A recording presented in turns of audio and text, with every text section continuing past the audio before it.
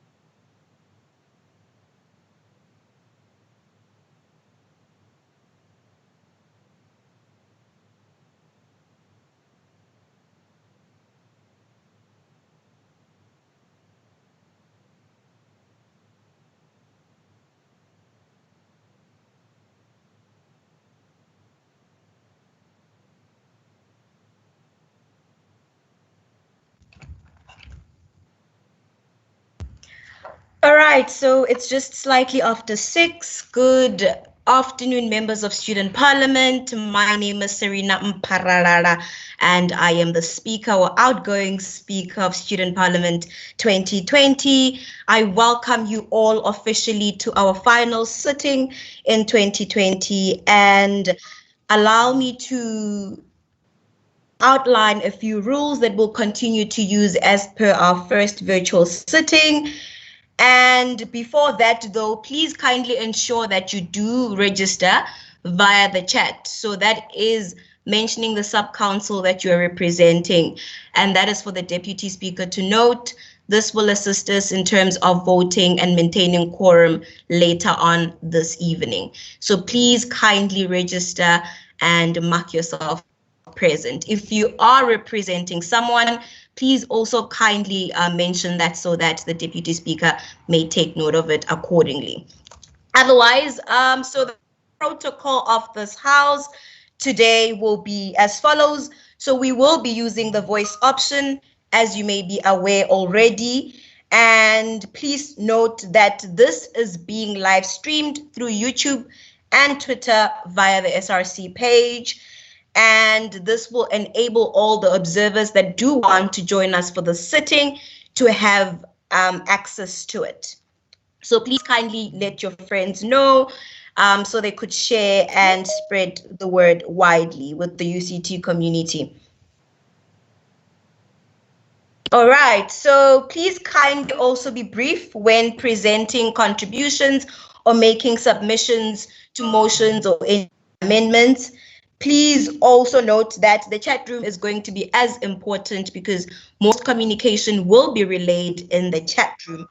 And given that we do have to vote, as we will, in fact, because of the motions that we do have before the House, then please note that if we are in favor of having a secret ballot, those will have to be sent to the Deputy Speaker here attending as Usinempilo Mkhize, that will have to be sent directly to them. However, if we do choose to vote publicly, then we will have to raise our hands. I believe Teams does have that option for everyone. But in the case that you are unable to use that option, then please do communicate directly with Usinempilo Mkhize. There will also be a limit on the number of questions that can be asked per report. That will be 3 to 4. So it will all depend on the energy in the House, but they will be kept to that. If there are any other further questions, those could definitely be sent directly to the parties that will be engaging on whatever necessary report. In terms of audibility, please try to be as concise and as clear as you can be. I really hope that I am as well. Please kindly let me know in the chat and confirm if I'm really being audible. I would really appreciate that. And keep your mic off if you are not speaking. So only switch it on when you are speaking. To ask questions, you will have to type them in the group as we did past practice. And that will be on a first type, first serve basis. And in terms of the SRC, once again, asking themselves questions or asking questions, there will be a limit to that. So I will disencourage the SRC to engage on their own reports. But given that the House does not, then they're more than welcome to. So we will be prioritizing the House. And in terms of the SRC responding, my ruling is that they will be allowed to pass on questions to other fellow members to assist them or to further elaborate on what they have been saying. And just to clarify, and this is very important, the only point we recognize in this House is a point of order, which should be based on a procedural flow. And that is it in terms of protocol for the business of this House. I have welcomed you all. I see new members are joining. The numbers are increasing, so people are coming in.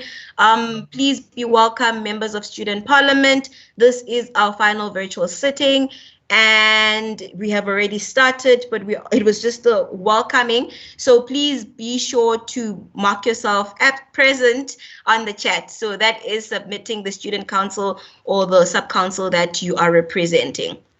And without wasting time, the first thing on our agenda, so also note that all the documents that are relevant to the sitting today have been attached in the files folder right here in this meeting. So for easy access, you may find them there.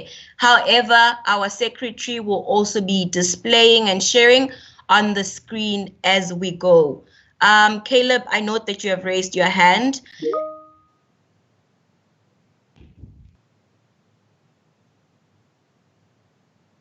Caleb? Okay, I'm not sure if that was a mistake, but please do raise it again in case you do have a submission to make. All right, so continuing. Sorry, my mic was didn't want to unmute. Is it okay if I speak now, speaker? Yes, you may proceed, Caleb. Okay, yeah, I just have a question. So myself and Ashton were newly appointed members of the SRC. I just want to make sure that our votes will count as members of the SRC into the student parliament. All right, so just to clarify, you have been appointed, but you're currently sitting in student parliament with a seat. I'm not sure who you're sitting under right now, but that's the seat that you will be maintaining for this sitting.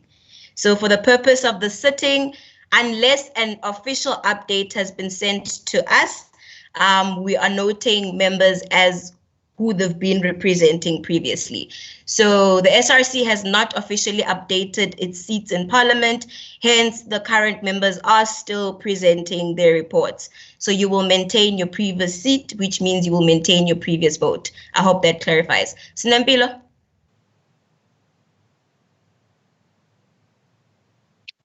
Speaker, with regards to Caleb, that's basically what I wanted to allude to. But if the member is very certain that they are officially vice, I think they are vice to the SRC, then they have to send us an email. And this goes to all the members of parliament. If you have been newly appointed, if your sub-council has updated its seats, please send me an email before the sitting. You telling us during the sitting or at the start of the sitting is welcomed, but we need paper trail of such things. So we advise that you send an email beforehand.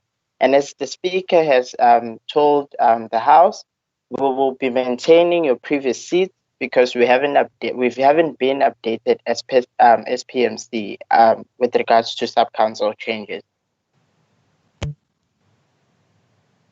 Thank you so much for that contribution, Deputy Speaker. Without wasting time, we do proceed with the agenda of tonight's business. And the second item on the agenda is the approval or adoption of minutes from the sitting 21st May 2020. So please kindly peruse through those, and I would appreciate that we do get them adopted. Declan will be showing them on screen, so be on the lookout for that.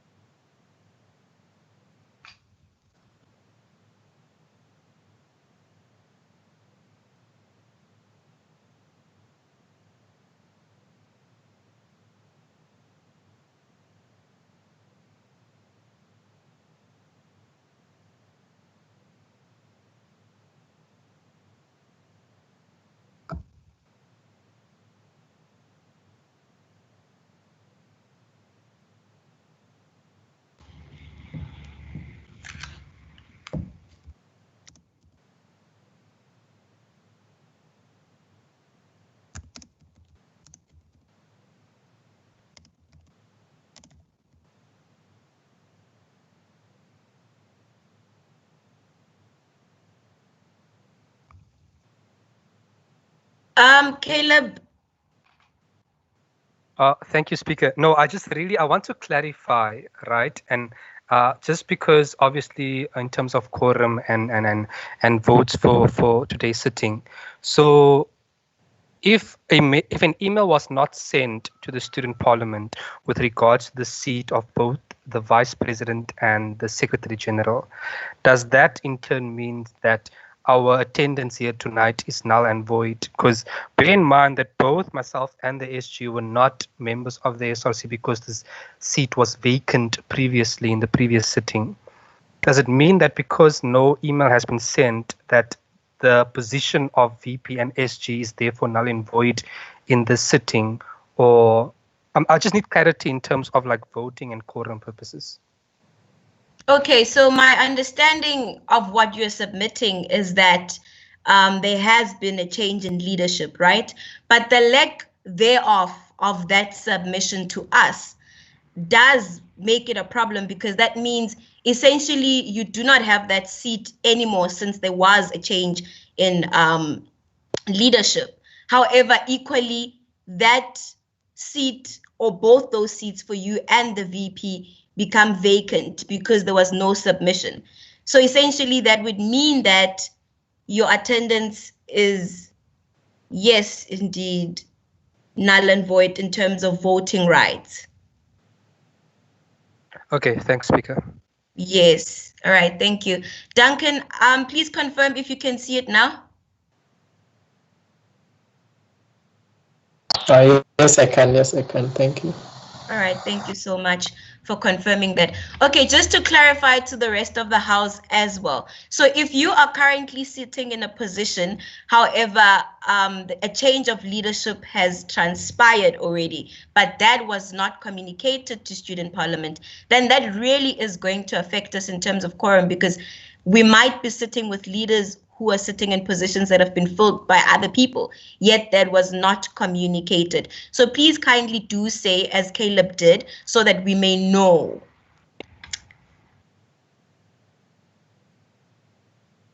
All right, so my understanding is that we are now on page 13 of the minutes, and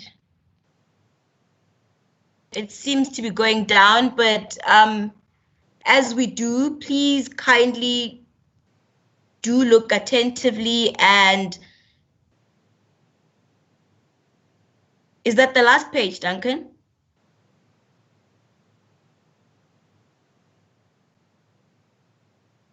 Okay, thank you for confirming that.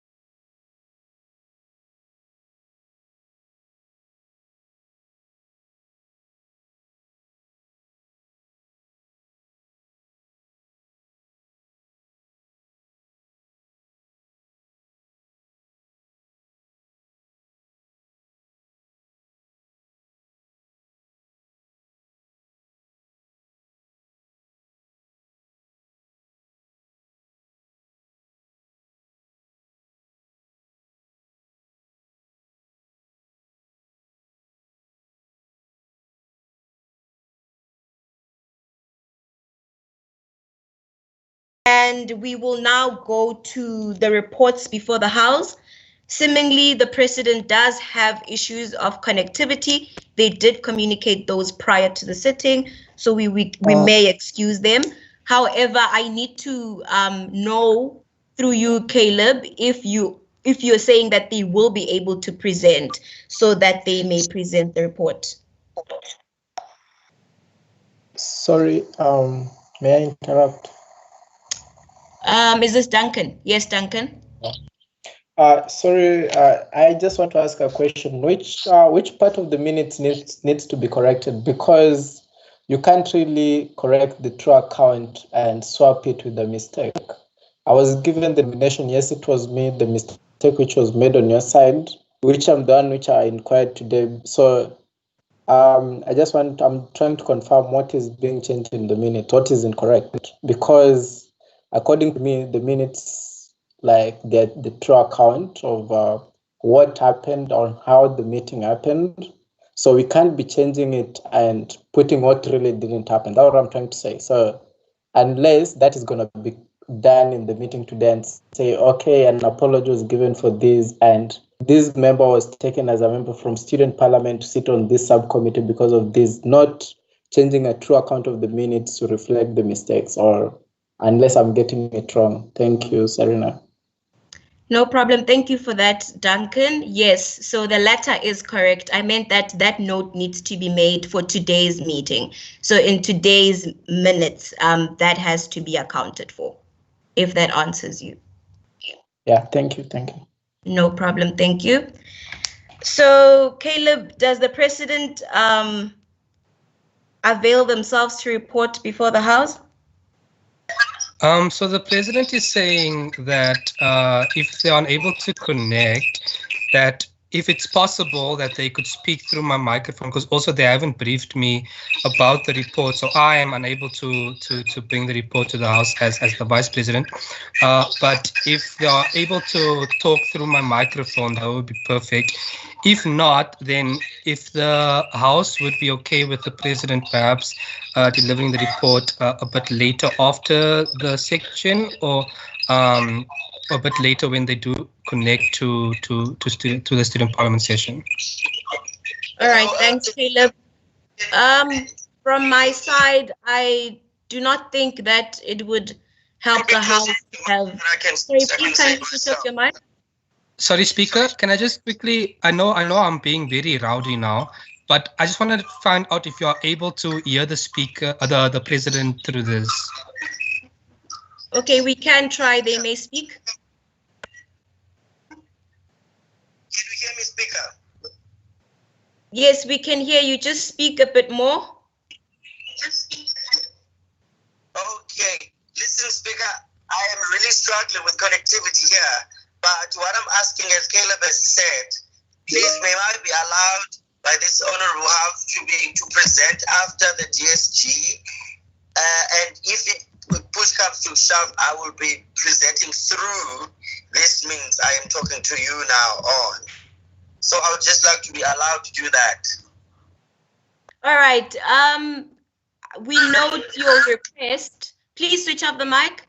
We do note your request, but for the purposes of this being recorded and this being such a very important report, it's the political report, I do not think that secondary speaking will help us, because yes, we can hear you, but it's not as clear as we would like it to be. However, I will allow the House to comment on that and see how we could move forward.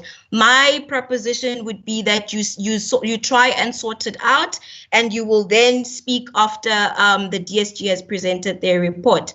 But please do try to sort it out. But I'll leave it to the House. So I'll take at least 2 members of student parliament to give us contributions on this. But my proposition is that we do not allow you to speak through the secondary speaking, but however, speak after the DSG. So yes, Lance, I note you.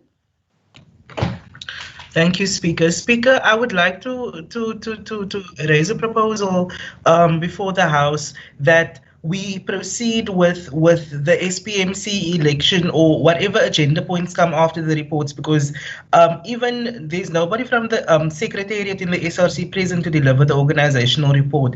And in the interest of not wasting members of the House's time, I'm proposing that we hear the reports before the House later in the evening.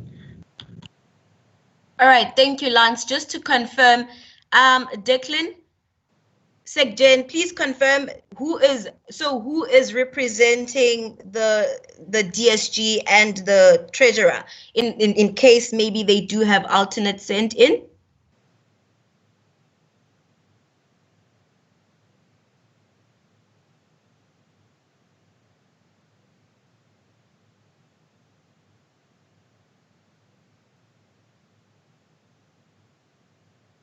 Okay, perhaps we could start with the treasurer's report, and we'll then do the financial report, the SPMC financial report and SGC, and then we'll complete the other two later as they become available.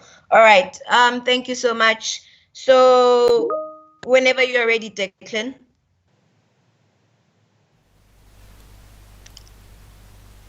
Thank you. Before you go, Declan, before you go, so I note Duncan says they agree with Lance.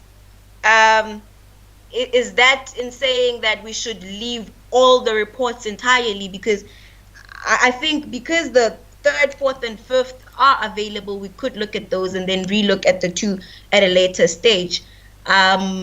Moving to the elections and hoping that the SRC might be there or not, I think we can do. Oh, okay, yes, perfect. So, Treasurer, you can go, and then Snempilo, please be ready as you will be next.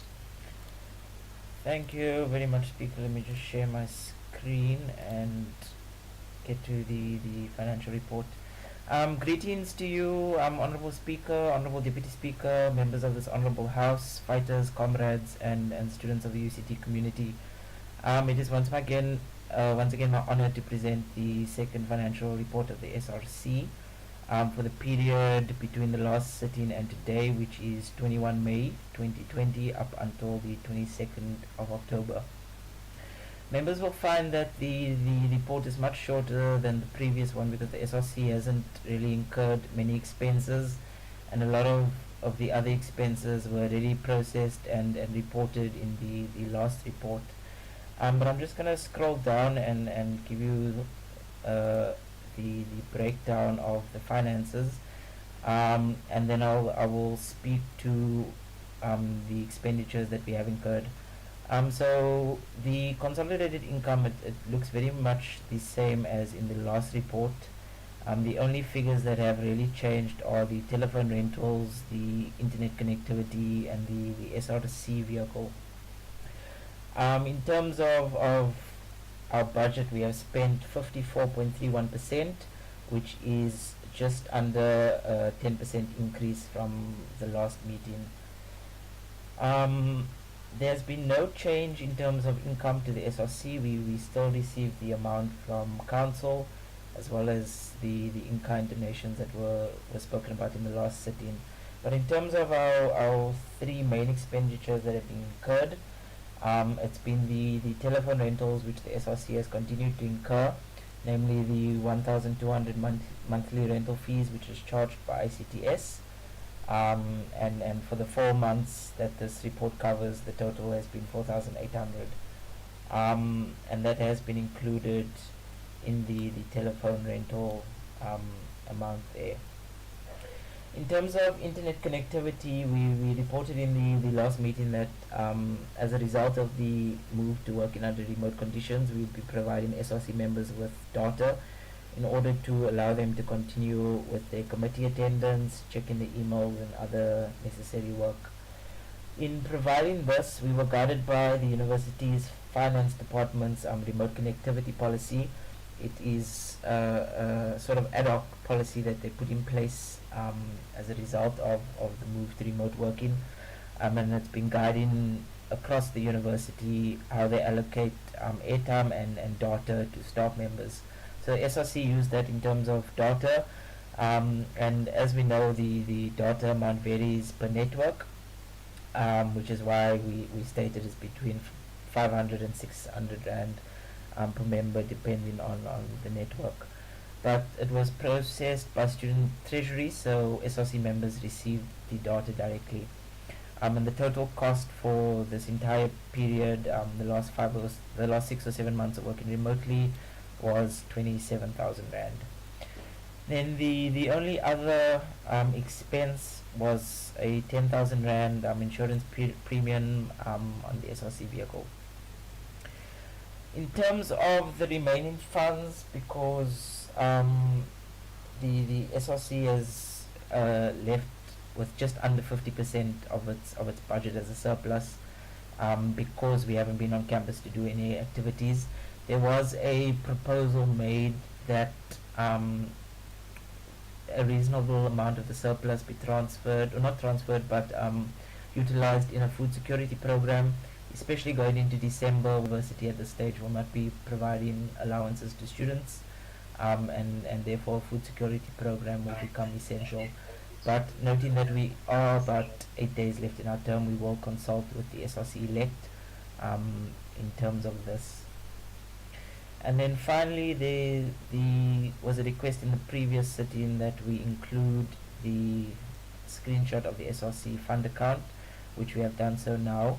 In anticipation of questions around how the figures in here do not line up with the table, the university treasury runs January to December, if I'm not mistaken, whereas the income statement we've included as being for our term of office. Therefore, some expenses and things we occurred are in last year's financials in terms of this account, but we've included in our income statement for accounting purposes. And yeah, that is the second financial report. I'll be happy to take questions now, Speaker. Thank you.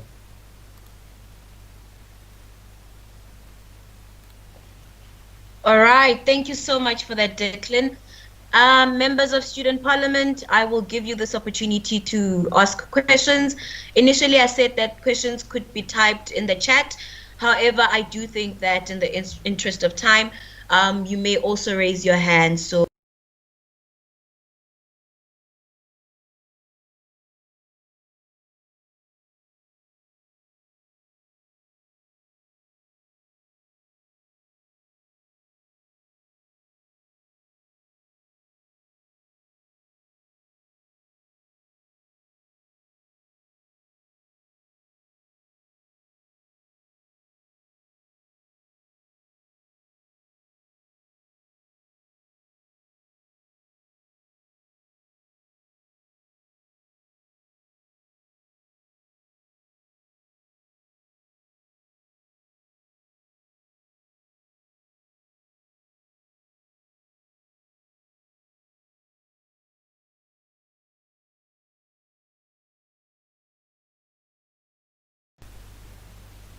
May I respond, Speaker, or would you like to take further hands?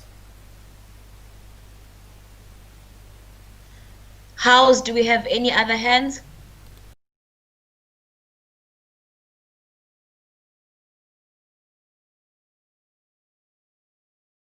Declan. Thank you very much, Speaker, and thank you for the question, Caleb, and also for those kind words. I really appreciate it. In terms of the extra expenses, it was reported in the last financial report that the SRC vehicle had to undergo repairs. I think, if I'm not mistaken, it was on one of the those mirrors on the side of the vehicle that got damaged. In the term of office of the previous SRC, but it was the repairs were done in our term of office. So that additional expenses were for those repairs. The vehicle hasn't been in use during this period of COVID. There was, even in before COVID, it was away in at the service provider undergoing those repairs. So this SRC hasn't actually made use of the vehicle. I hope that is sufficient. Thank you.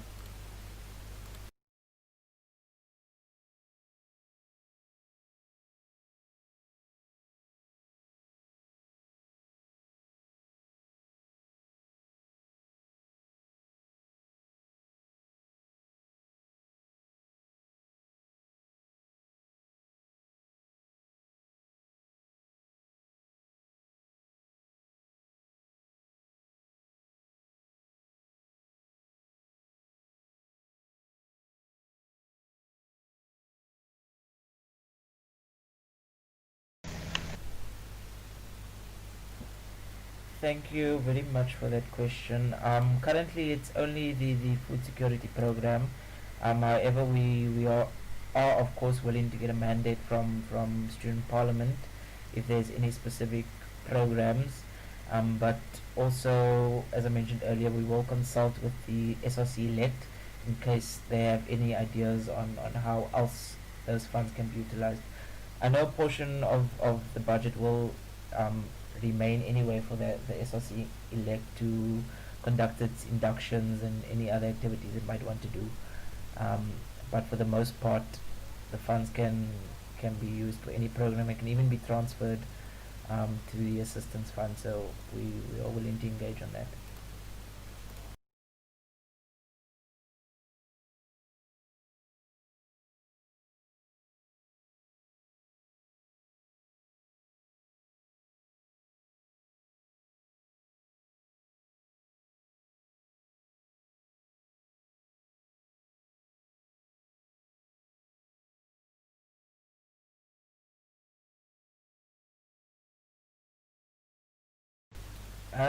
No, it's not mandatory. Whatever funds we don't utilize gets left over and used by the next SRC. In some cases, depending on UCT policy, it might also go back to council. Um, so it's not mandatory, but we want students to benefit from it. So we do tend to try and deplete it in some way to benefit students. Thank you for that question.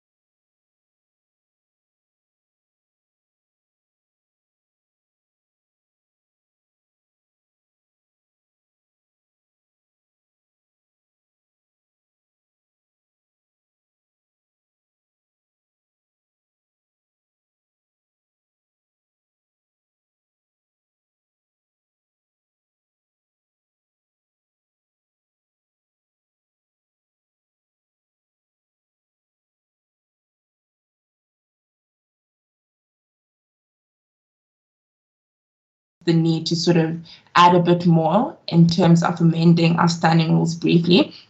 We do think that it's still an important sanction to have, considering that it's not, as from my knowledge, it's not been used yet by any of the SGCs, and the hope is that it won't need to get to that point, but if it does, it is needed to be there.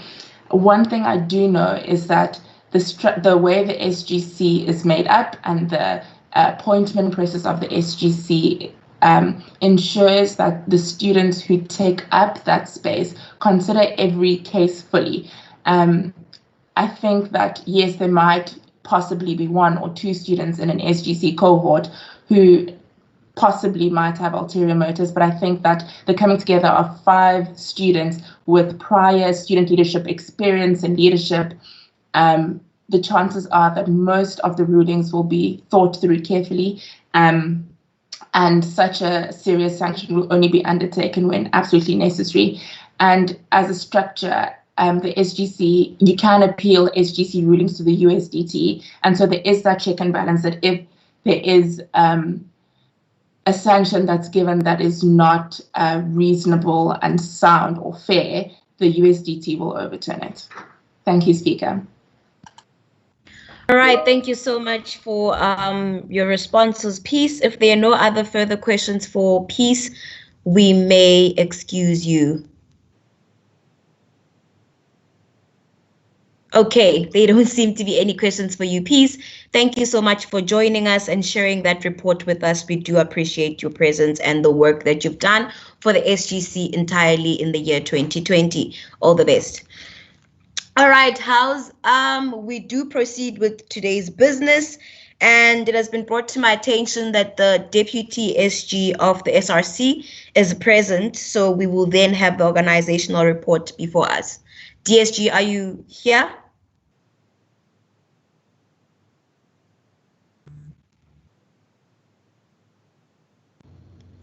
DSG? Yes, yeah. Thank you for confirming your presence. You may proceed. Thank you, Speaker. In terms of the SRC organization report, I will start with the internal developments of the SRC, assuming that everyone has read the reports. So in terms of filling the vacancies of the SRC portfolios, as you know that there are vacant portfolios in SRC, which are, in terms of filling those vacancies, there's been an irregularity in the SRC, because what happened is that after the last meeting of student parliament, I think it was the date of the 22 of May, some SRC members met to resolve on Asemahle's resignation letter, who was the SG, and resulted in Sipoka Zifuna and being elected Secretary General and Sipho Zuma being elected Vice President. But the issue was taken to Student Governance Court as the decisions were made in an SRC meeting that didn't meet a quorum, and so it was unconstitutional to do a portfolio resignment, whereas the meeting doesn't meet a 2/3 majority. So the issue was taken to Student Governance Court, where the decisions were reversed. And in Annex 1, there is a complaint that is attached that was sent to Student Governance Court by members of SRC, and the verdict that the Student Governance Court made on the matter. As it stands in the SRC, the 2 vacancies have not been filled. As following the verdict of the SRC sought to fill the vacancies in the following meeting, but what happened was that there was a question or confusion about section 1.2 of the SRC Constitution in Chapter 12. So in terms of this, the SRC sought to find a constitutional interpretation from CC.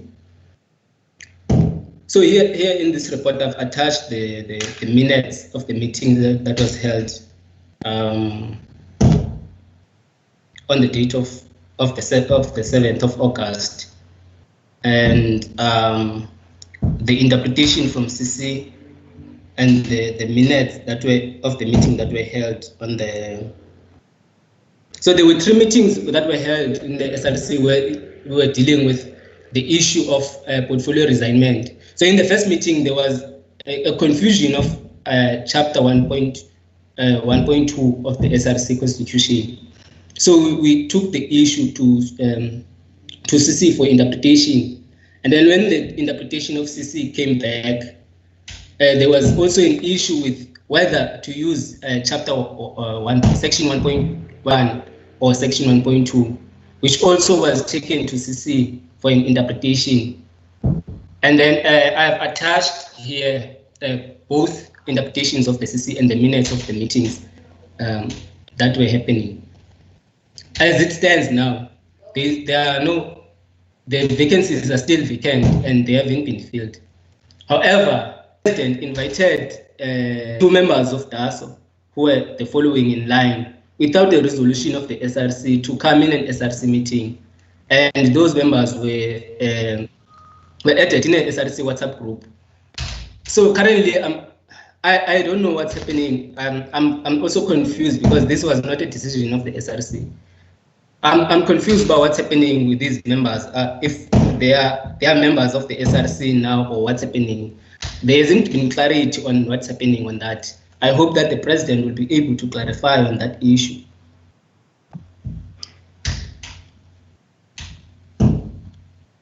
In terms of the SRC development, the SRC work. So in terms of our mission and vision, we have student progression. The first one is student progression and development. The second one is student and workers alliance, and the third one is Afrocentric and socialist approach. So in terms of the student progression and development, the work that we have done so far in this term, we have developed working together with Residence Council. We have developed a pregnancy policy for residents. So the pregnancy policy for residents is still now in. So what happened is that the residents' life leadership is still in the process of like developing a policy for this pregnancy policy, in which each leaders went to benchmark in other universities to try and see what are the risks for both mother and child and reputational and legal risk for the university. The residents forum will conclude with a set of recommendations to residents committee of steps to be taken to finalize the process. But I think there were meetings where the residents forum met, but I haven't got feedback from that, so I'm still waiting for the feedback on that. And in terms of the SRC communication, there were complaints about how the SRC communication are not improved. So we're putting substantial amount of work in terms of improving the communication. We have formed a cluster in the SRC of communication where we have inputs of what must happen in terms of SRC communication. And then in terms of the Student and Workers Alliance, in terms of the Student and Workers Alliance, there isn't anything been done due to COVID-19 and the country's lockdown. And then in terms of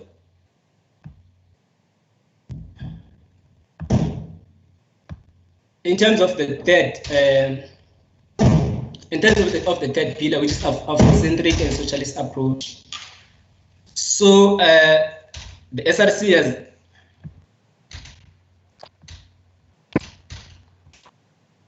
in terms of the third approach, the SRC has collaborated with IAPO and International Student Forum in terms of dealing with various issues that are facing international students, mostly during registration period and during COVID-19 lockdown period. This collaborated also worked together to address barriers that hindered international students who were still within the borders of the country from accessing UCT laptops. Also, we were in communication with the Secretary General of the University of UNAM to have an online benchmarking facility. But this is still difficult as currently the UNAM was still in recess, so we haven't been in communication with the Secretary General. But I'll try to send an email to confirm if they are still available for this, so that we can be able to give and hand over to the coming SRC so that they can use it as a benchmarking tool to develop policies in the university as well. And then the other one is Rhodes Must Fall University. It's Rhodes Must Fall Scholarship. So the rationale of Rhodes Must Fall Scholarship is in line with the RTC. So the SRC submitted through USEC, which is a subcommittee of council, a proposal to institute the Rhodes Must Fall Scholarship. The founding purposes of the Rhodes Scholarship is to acknowledge the vital role played by students to effect social and political change in the intersections of Black consciousness, Pan-Africanism, and Black radical feminism as a tool of analysis.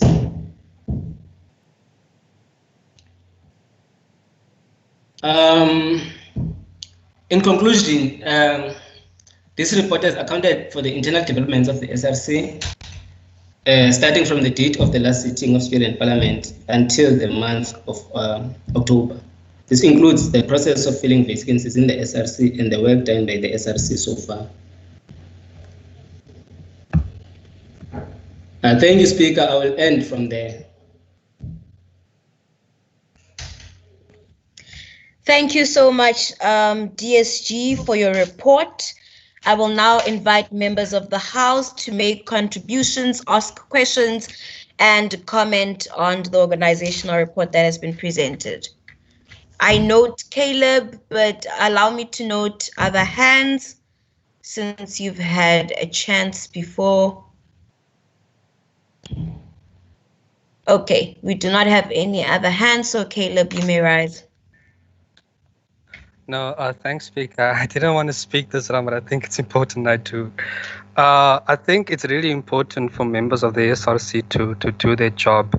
Otherwise, they wouldn't be asking questions like why the positions were filled, and they would actually know why it was. So I would invite the DSG to do that. But the question I really want to ask is that the positions of Vice President and Secretary General were vacant for majority of this year.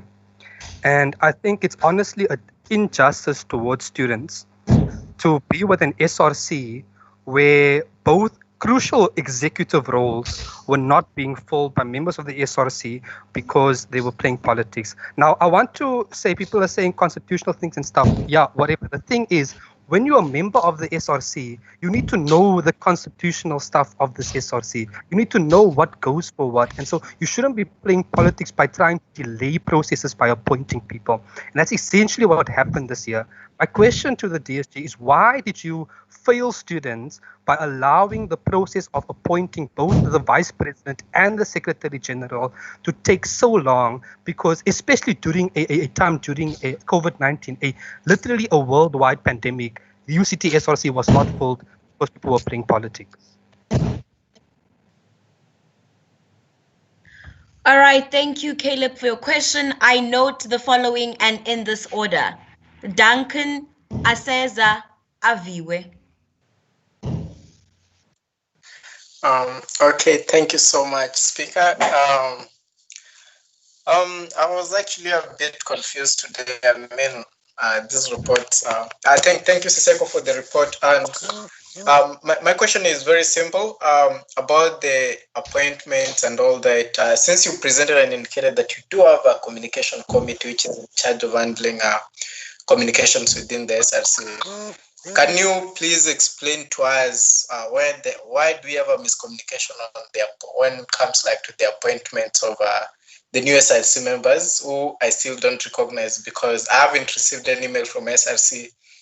I was expecting to receive an email from SRC as a student indicating, oh, we have new SRC members and all that, but you haven't received that. So as I sit as of now as a student, I still don't know anything about any new SRC members. So I want you to explain why there's been a miscommunication on that. And in addition to that, so my question is,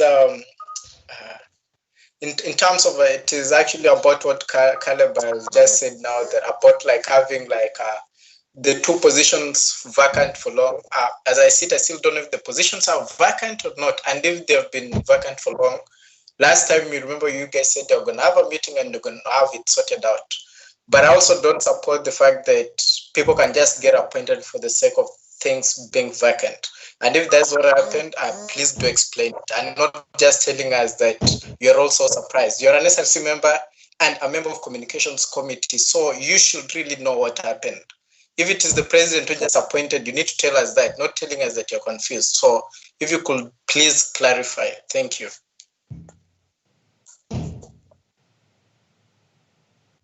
Wait, before the next person asks the question, I was still typing, responding to Lance's question or comment in the chat, which says, Speaker, what happened to your ruling on not letting SRC members ask questions? The ruling was as follows. I disencourage SRC members to ask questions on their own reports. I did not say I will not allow them to. And that is if ordinary members of the House do not ask questions, then SRC members may ask questions. So hence I noted the ordinary members first before noting the SRC members. I hope that does provide clarity. So ordinary members, I've noted Duncan, and the second person is going to be Usikumbuzo. I think that's yes. Skumbuzo, you may go after Duncan. And the third and possibly fourth people might be the SRC members that have their hands up, unless ordinary members do rise. I hope that is clear. You may proceed, Skumbuzo. Thank you, Speaker. I think the bulk of my question was asked by Duncan, was covered by Duncan.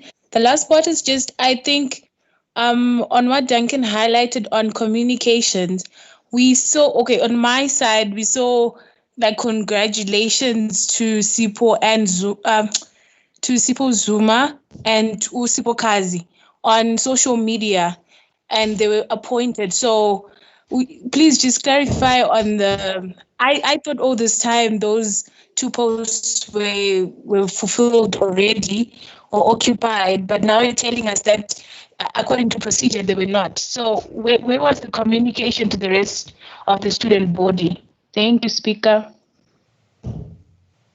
Thank you so much for your question. Who was next?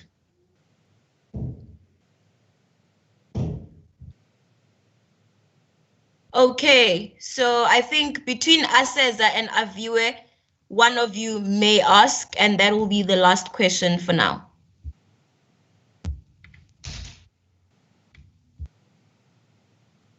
Thank you, Speaker. I think I also have a question to pose to the DSG as an SRC member myself.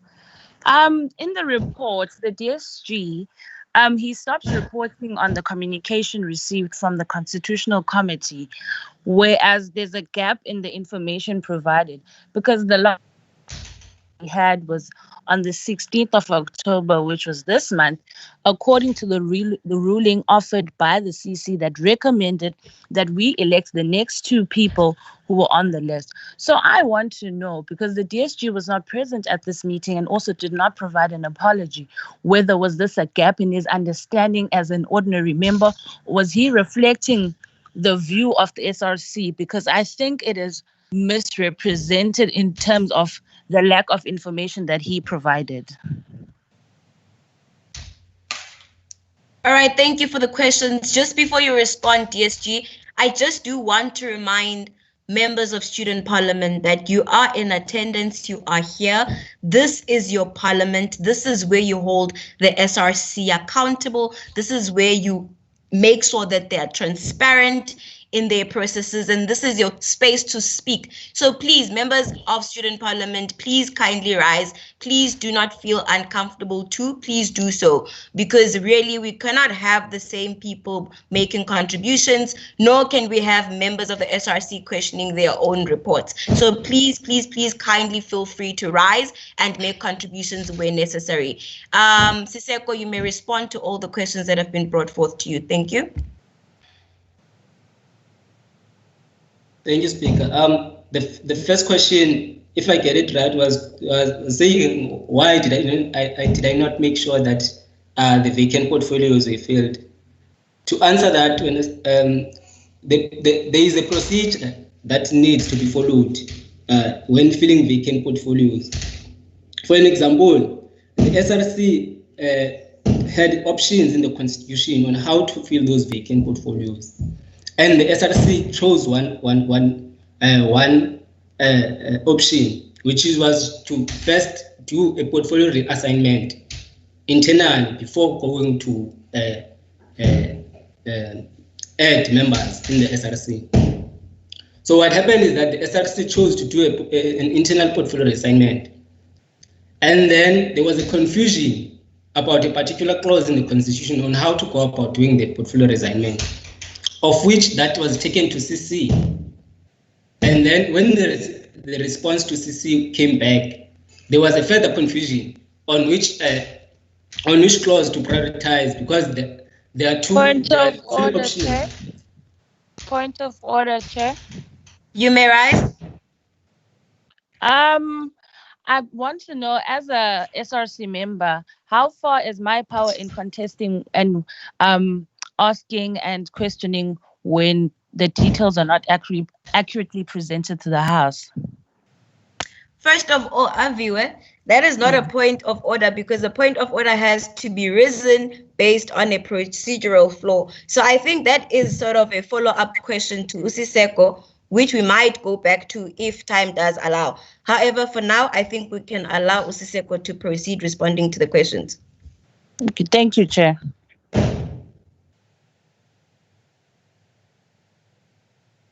Can I continue? Yes, Deputy Speaker, you may continue.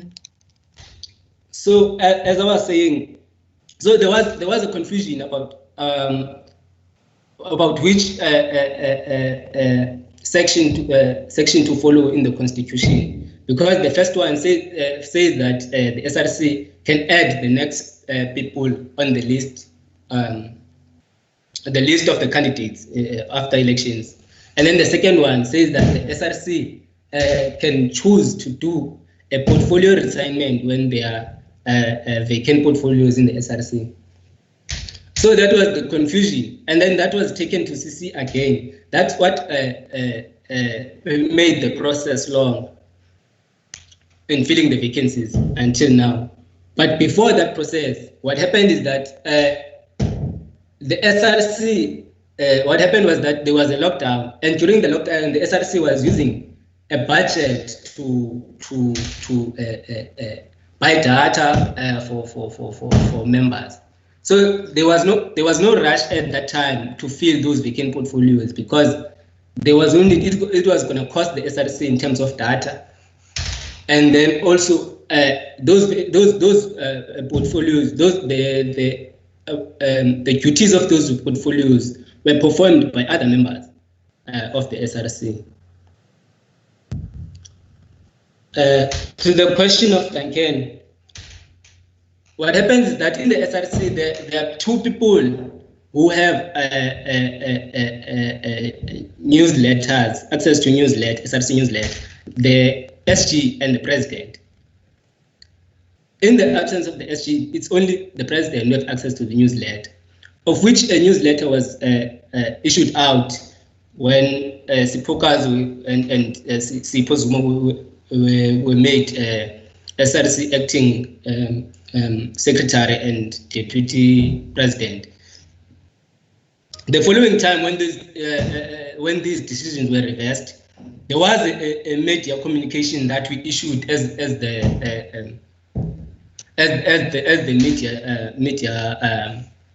media team that says but the decisions were reversed student governance court.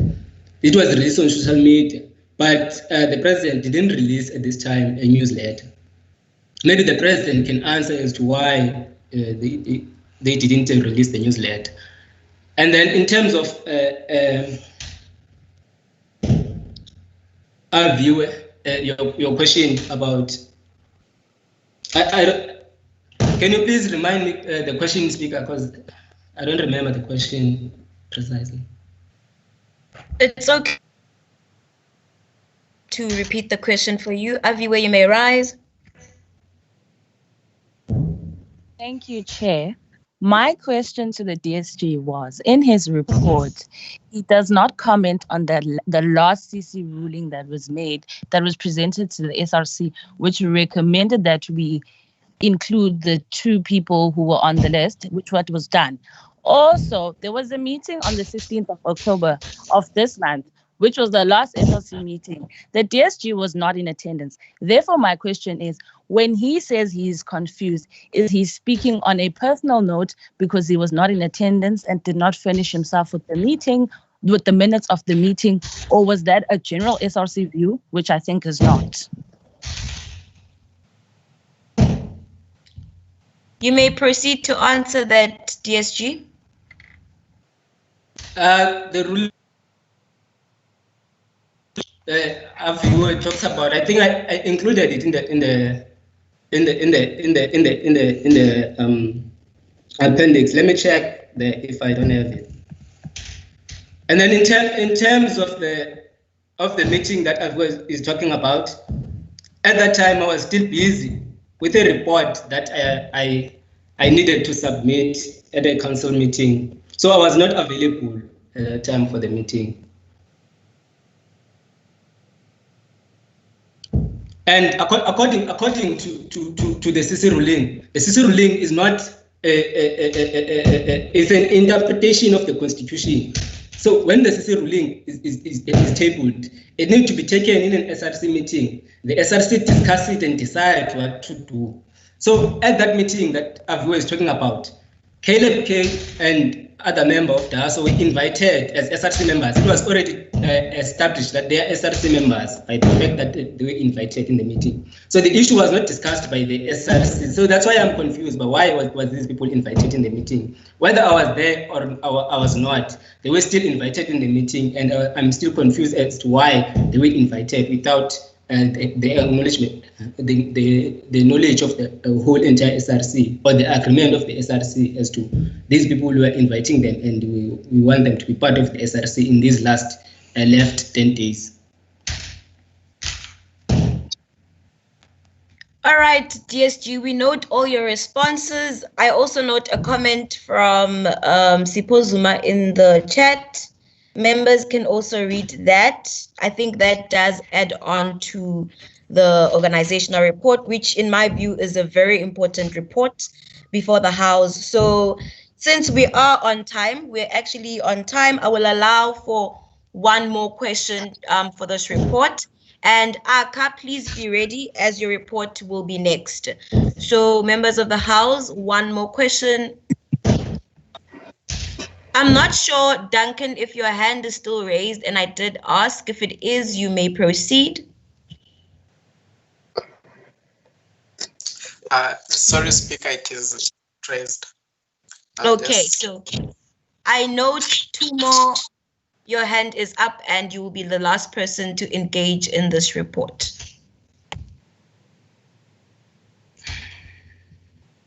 I have the floor, Ms. Speaker. Yes, 2 more, you may rise. Thank you.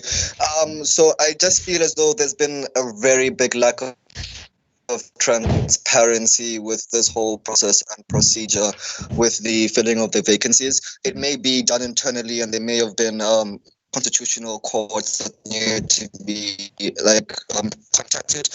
But I just want to, it's not a question, but just say that I feel as though it's really been like a lack of communication with the students, and I'm pretty sure none of us here were aware, like Duncan has said, that this was an ongoing process. People found out on social media. In the HSC, we had a similar, even other faculty councils have also had issues of having to fill portfolios that have involved, that have been like open and transparent for obvious reasons. So I just I want the SLC to just hold themselves to account and to understand that as a student and as a faculty council member myself, I was very unaware, and a lot of people were very unaware that this process was ongoing, and that it's vital to have a full council for one, quorum meetings and to function. And I feel as though more effort may have been put into expediting the process and looking at external candidates outside the SRC. And maybe let me just ask why, external candidates weren't considered as much and the focus was only on internal candidate promotion. Thank you. All right, thank you so much for your question. Two more, Siseko, you may respond.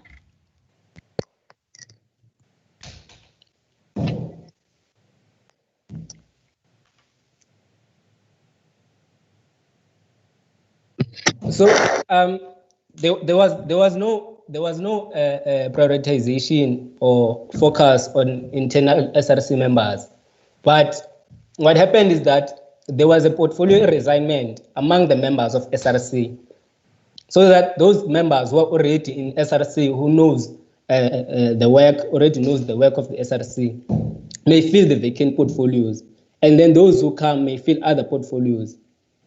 So there was going to be a process where other members who are coming into SRC were gonna come. So, but the SRC saw it fit to first do a portfolio resignment among themselves to change portfolios in order to allow those ones to come, because those positions that were vacant are position in executive. So we thought that it would be fit for people, for position in executive to be occupied by people who are already SRC members.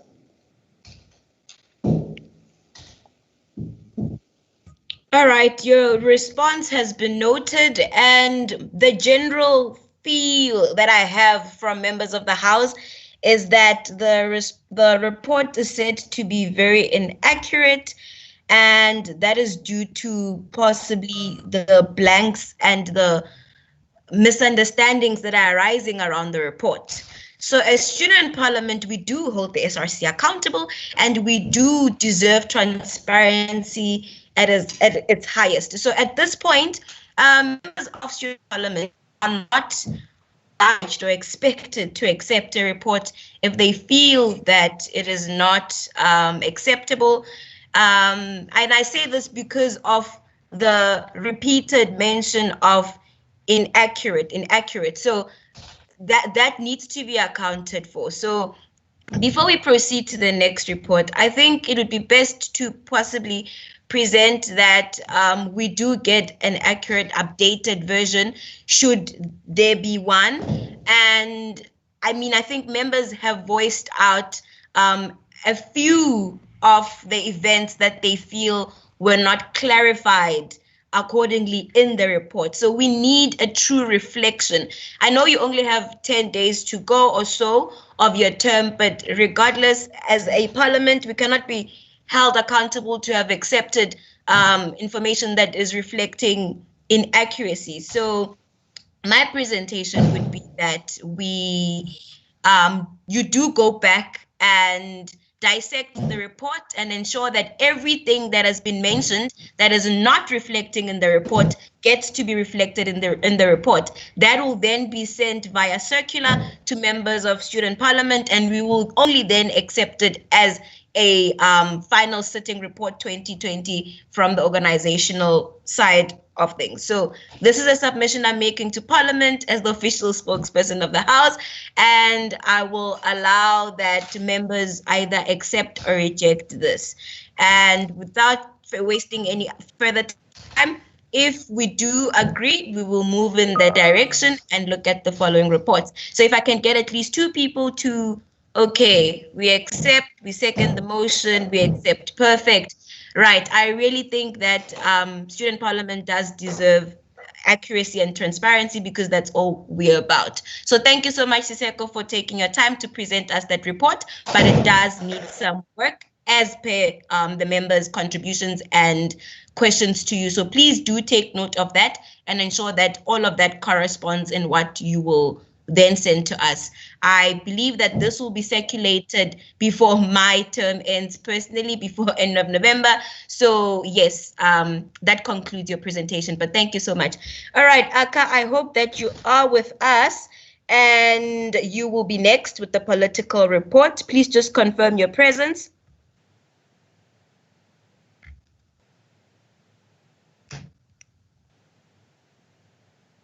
Aka, are you with us? Yes, Speaker, I'm in. I'm using Assessor's account. Oh, okay, yes, that was sent through. Thank you for that. Declan, please do share the report with us. Members of the House, the report that's being presented is the political report, and it will be presented by the SRC president, and that is Aka Tutu. Aka, you may rise. Thank you, Speaker. I will be presenting it under the assumption that it is read by members of the House, and that's why, of course, I had sent it earlier. Well, we were asked to send it early. And two, I'll be very clear about this. This is not abusing this platform since I have a voice at this current moment. But the DSG directly requested that I respond to some aspects of this report. Therefore, I will make those clarifications. So, in other words, I'm adding as part of my own report. So basically, in this report, you'll see that it is very different from the very first one. Basically, President, allow me to stop you. Please just clarify what you have said regarding responding to some of the things that the DSG has already responded to. Please just clarify that.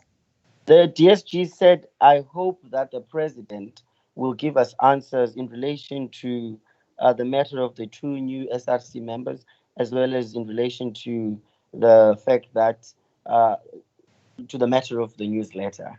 And I think, Speaker, it would actually be just if I'm given an opportunity to respond there because my name was directly and specifically mentioned. All right, my presentation is you focus on the contents of your report, and at the end, we may go back to the contents of the DSG submission. I accepted that proposal. Awesome, thank you. So basically, this report, I'm really just giving the report on the stances that we as the SRC taken, particularly on issues that were presented with as a result of the context in which we are. But in reporting, though, I saw it important that I must give context, and that context is what is called Rapid Response Task Team. This is a team, of course, that has been a brainchild of both the SRC as well as the management. Well, mostly the SRC, but the management really welcomed it because it was a space that was to be used for solutions, to present issues, and bring about solutions, which we later, as I will explain, realized it was simply becoming a workshop for the SRC, regardless of the many trials we tried to actually be heard. Not that we didn't bring solutions at all, or rather, not that our solutions were not accepted at all, but they would be accepted after quite a struggle. Declan, can you please just scroll down? I don't have control on my side. So basically, the rapid response team, which was established in March, definitely immediately rather after the university instructed us to leave for home, it was constituted when we were to meet every 2 weeks, unless there was, of course, an immediate emergency that needed an immediate response. So I would like members of the House to understand that structure as a context in which some of the decisions that we have influenced, some of the decisions that we have challenged were taken there. Of course, there's some in the relevant, already existing structures of the university, specifically committees. So I'll go to the very first issue that we had to deal with. Please scroll down.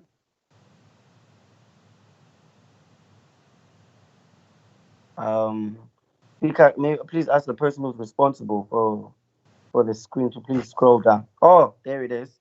So the very first issue we had to deal with was the issue of rebates and reimbursement to students. We all know that one of the services offered by the university is residence, and we pay quite heavy price for it. So it was on a principled, as well as it was just simply logical that we must pay for the services for which we get from the university. And when we are not at residence, we are not getting that service, all the services associated with the residence.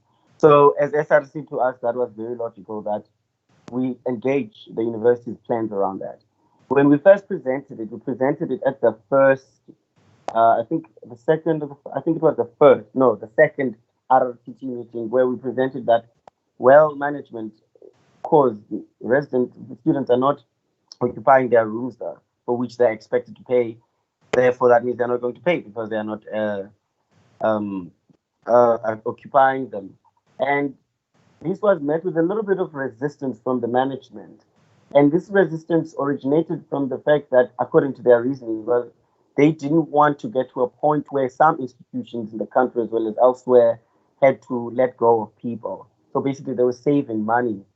And our argument was, well, we represent students, and that would be incredibly unfair to students.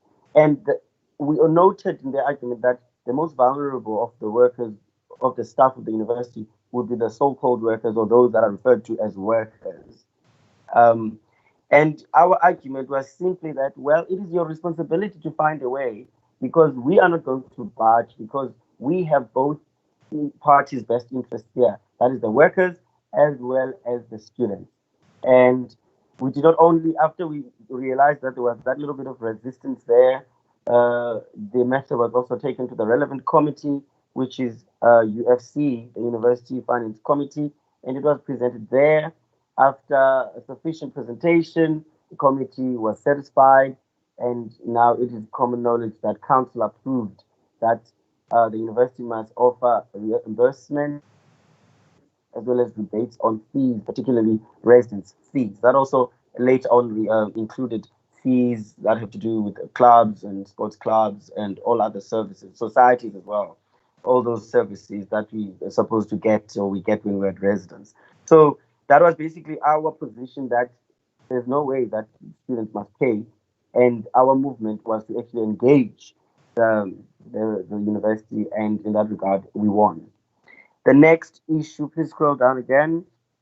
It was with regards to residence return, which proved to be, definitely please scroll, which proved to be a very serious matter that we had to deal with because we realized that residences offer incredible freedom to students here, as well as actually they act as places of that are safe havens in terms of the academics, in terms of their own personal lives, mental health, and all that.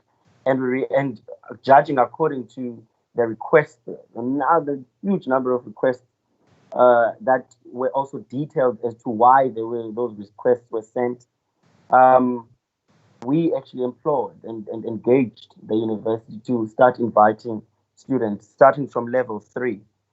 And in fact, I must say, commend the SRC that we actually were quite ahead of what the country would actually do, because when we engaged the university, it was us who proposed that at least a third of the students must come back as students of those who stay in the residence.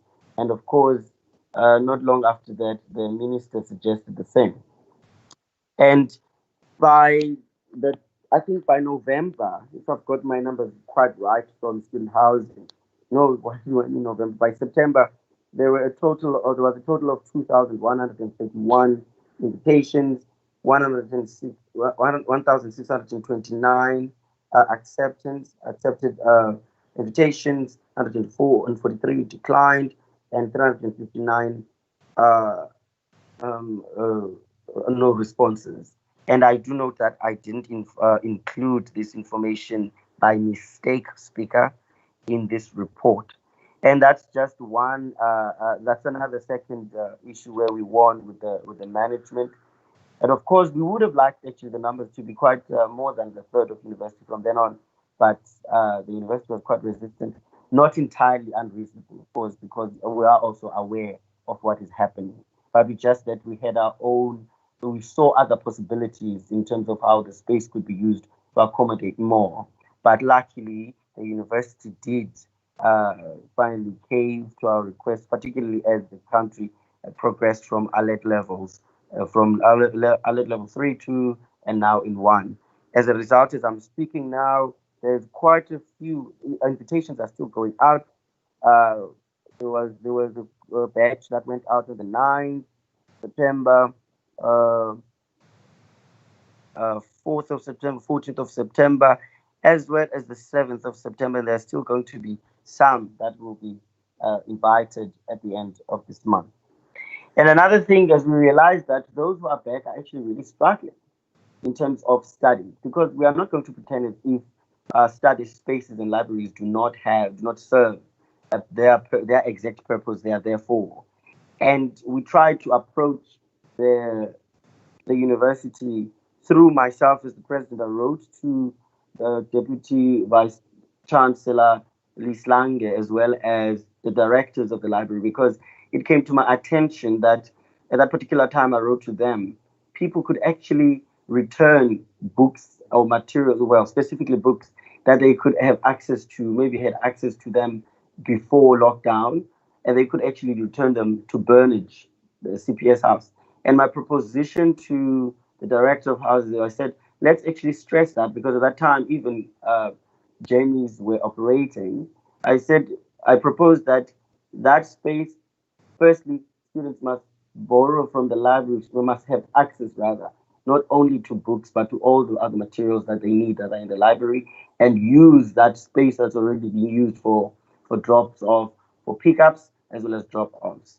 And we can find a way to use Jamies as well. And I was specific about students who are already back at residence, because that means their access to the library would be through the connection of Jamies. And of course, I did implore the director that they will amend the proposition as they see fit, considering COVID-19 protocols. And I'm sure now by the members of this house have seen the communication of the opening of the library, of some libraries, and some conditions attached to them. We actually spoke about this in the last meeting of the 15th of October, and I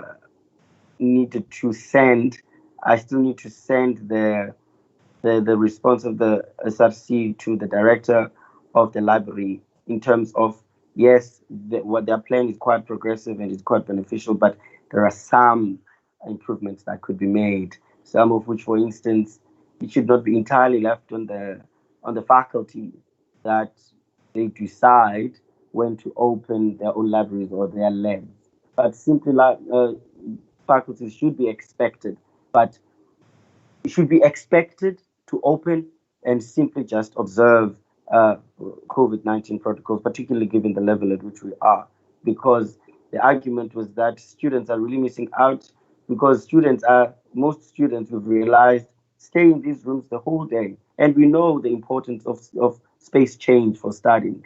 And we also pushed in line with this opening of study spaces that maybe at least closer to the exam time, the executive could allow students could create a leeway in terms of visiting, because we know that students also do benefit from working together, not just working alone. If therefore you're allowing the opening of libraries and some study spaces, why not allow just that leeway, at least closer to the exams times? And also, again, we stress that should be subjected to the COVID-19 protocols. And when it comes to matters of food, there was an issue that was quite serious that happened at medical residence, where students realized that the quality of their food as well as quantity was not up to par. And the students there contacted us, and through quite a number of SRC members, we contacted the food department here on DSA, where they were informed what was happening, and in the process, and the department instituted an investigation, and through the insistence of the SRC. But of course, I must also acknowledge that not only through the insistence of the SRC, but other structures, the department was implored that actually, while they are waiting, they must give people an option, which resulted to vouchers, and everybody could benefit, because it had gotten to a point where those who could afford had to take out from their own pockets. And our biggest question was, what about those who do not have money? And that was sorted like that. And the one big issue, as I've said, remember that I would come back to the issue that we actually realized what was happening with RRTT. Remember, I mentioned that we actually realized at some point this was just a workshop and information session. We just go there to hear what the management is saying. When we come with proposals, as we see the situations and hearing from students, we would be met with resistance. So basically, that is all when a speaker. And of course, as I've said, you have read the report, and I see members in the chat are actually imploring me to finish. But of course, I did say you allowed me that I'm going to respond to the DSG. The DSG made a claim that in connection to Duncan's question as to why. In fact, let me start with the two members. I don't think in fact, I will not dwell on that, because our viewer as well as the CPO actually really covered it as to why is the DSG not telling the whole truth. Because yes, the DSG is correct that there were 3 meetings where this whole issue of the vacancies was discussed. And the reason why it was discussed so many times is because there were different interpretations of the Constitution. Sometimes interpretations that were not really genuine interpretations, but simply to prolong the matter. One thing that the DSG does not mention, using my prerogative of the president, I invited the representative of the CC to answer everyone's questions where they could, as well as to respond in writing. And in that meeting, all SRC members who were present all agreed that we will write to the CC. One thing we do not know or ask the CC, and they use their powers in their writing to us. That's one thing, that the most important thing that the DSG is not mentioning, is that in their own words, the CC said we are binding you.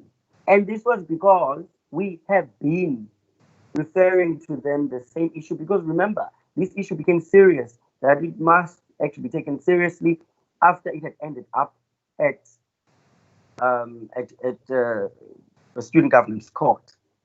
And the reprimand, very harsh reprimand, I must mention, from SGC left us no choice but to actually do right by the SRC. So I do not understand what it is that the DSG says he does not understand, unless, of course, he refers to the fact that he does not. He was one of the people that do not attend meetings, let alone for him to bother to mention that or to send out an apology.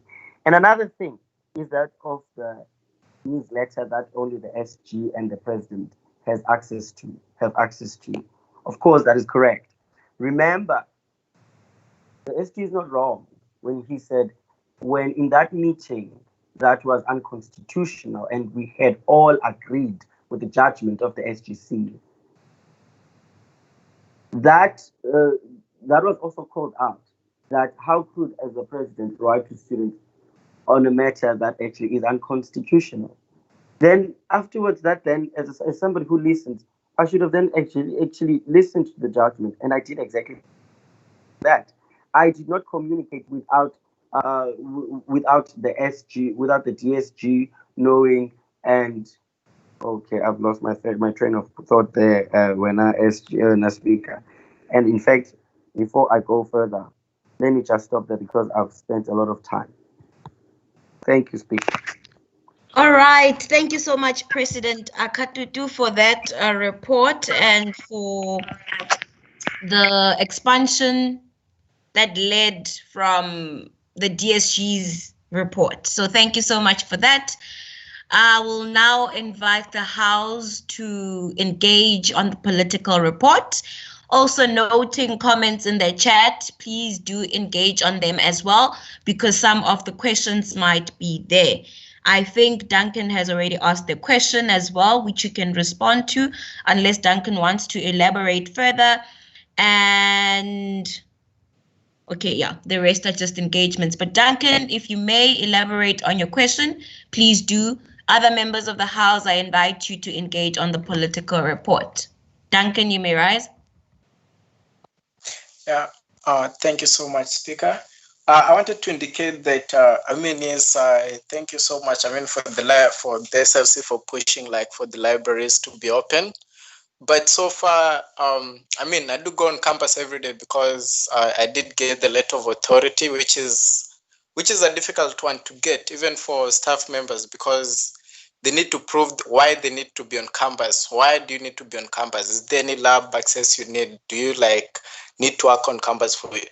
So if you really don't need to work on campus, you're never gonna get that letter of authority. And people with that letter of authority is I can count. I went to the library, I never saw more than 10 people. There's how few people are. And the library section which is open is the first floor one. When you get in, the other parts are closed. So as much as the libraries are open, they are really not useful to undergraduate students who need them more, considering that undergraduate students don't have study spaces, postgraduate students who have research spaces and all that where they can go study. And there's a very big problem. So if SLC really needs this library thing to work, they really need to push for that. Push for students maybe to be allowed in the library, maybe a given number of students. I don't know, maybe it should be first come, first served. Maybe the first 100. The library is big and it is very easy to, how do you call that thing of social distancing inside? So only one section is open. That's what I'm saying, libraries being open, it is a good thing, but it is only a good thing for people who already had access to campus, people who already have spaces where they can study, where they can do things. And also currently you can't borrow or return books to the library. So that's another thing. You can only go there to study. So those without books, I'm very sorry for them. They have to try online.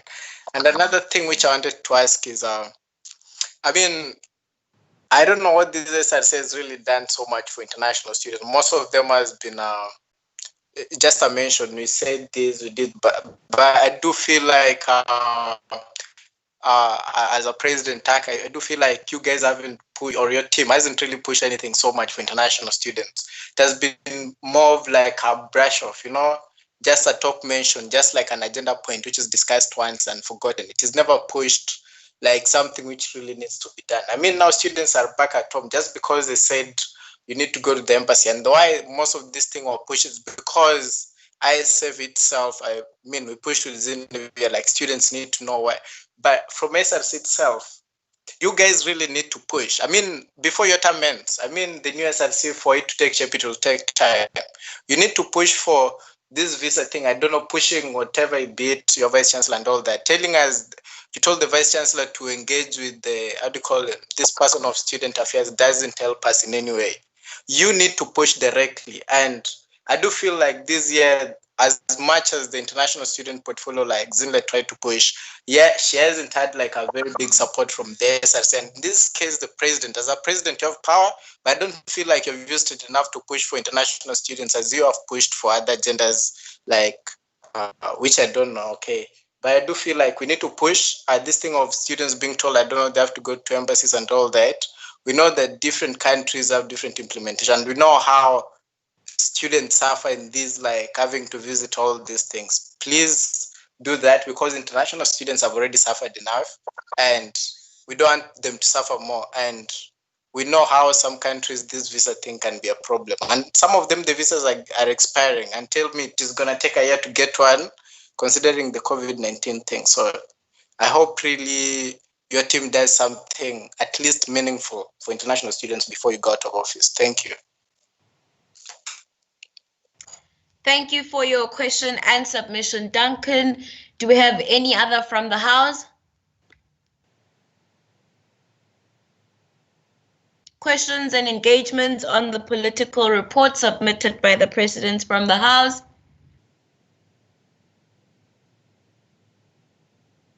Okay, that will conclude the political report. And that concludes all the reports that were scheduled for today's business. We will then proceed. Excuse me, Speaker.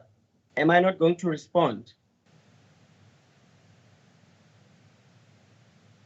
Apologies, President.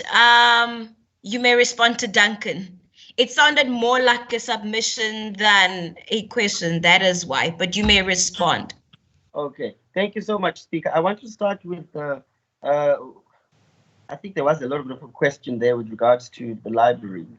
I would just to remind members of the House that as much as we can push for things that we believe are progressive and will greatly assist students, we should not forget that we are still in the midst of this pandemic, and things are not going to be so easy. You know, yes, of course, the management thinks about the university most of the times, and sometimes thinks about themselves and not having to take some kind of responsibility in one way or another. But the crux of the matter is that we are still in the midst of the pandemic. So we should, as much as it is not easy to appreciate that, or rather to appreciate the way that our libraries have opened, but they have. And by the way, to correct you, Duncan, people who are invited from residents, people who have an invitation from residents, they can use that to enter the library. You know, another thing on international students, I agree with you. There isn't much that was done by us. Not that we didn't want to. There is so much that we want to do for international students because we're very much aware of their plight. That's why, in fact, when we realized that our students that had to stay back at residence, we fought for many international students to actually stay in the residence, not off campus, because they did not have anywhere else to go. Those, of course, who could not leave.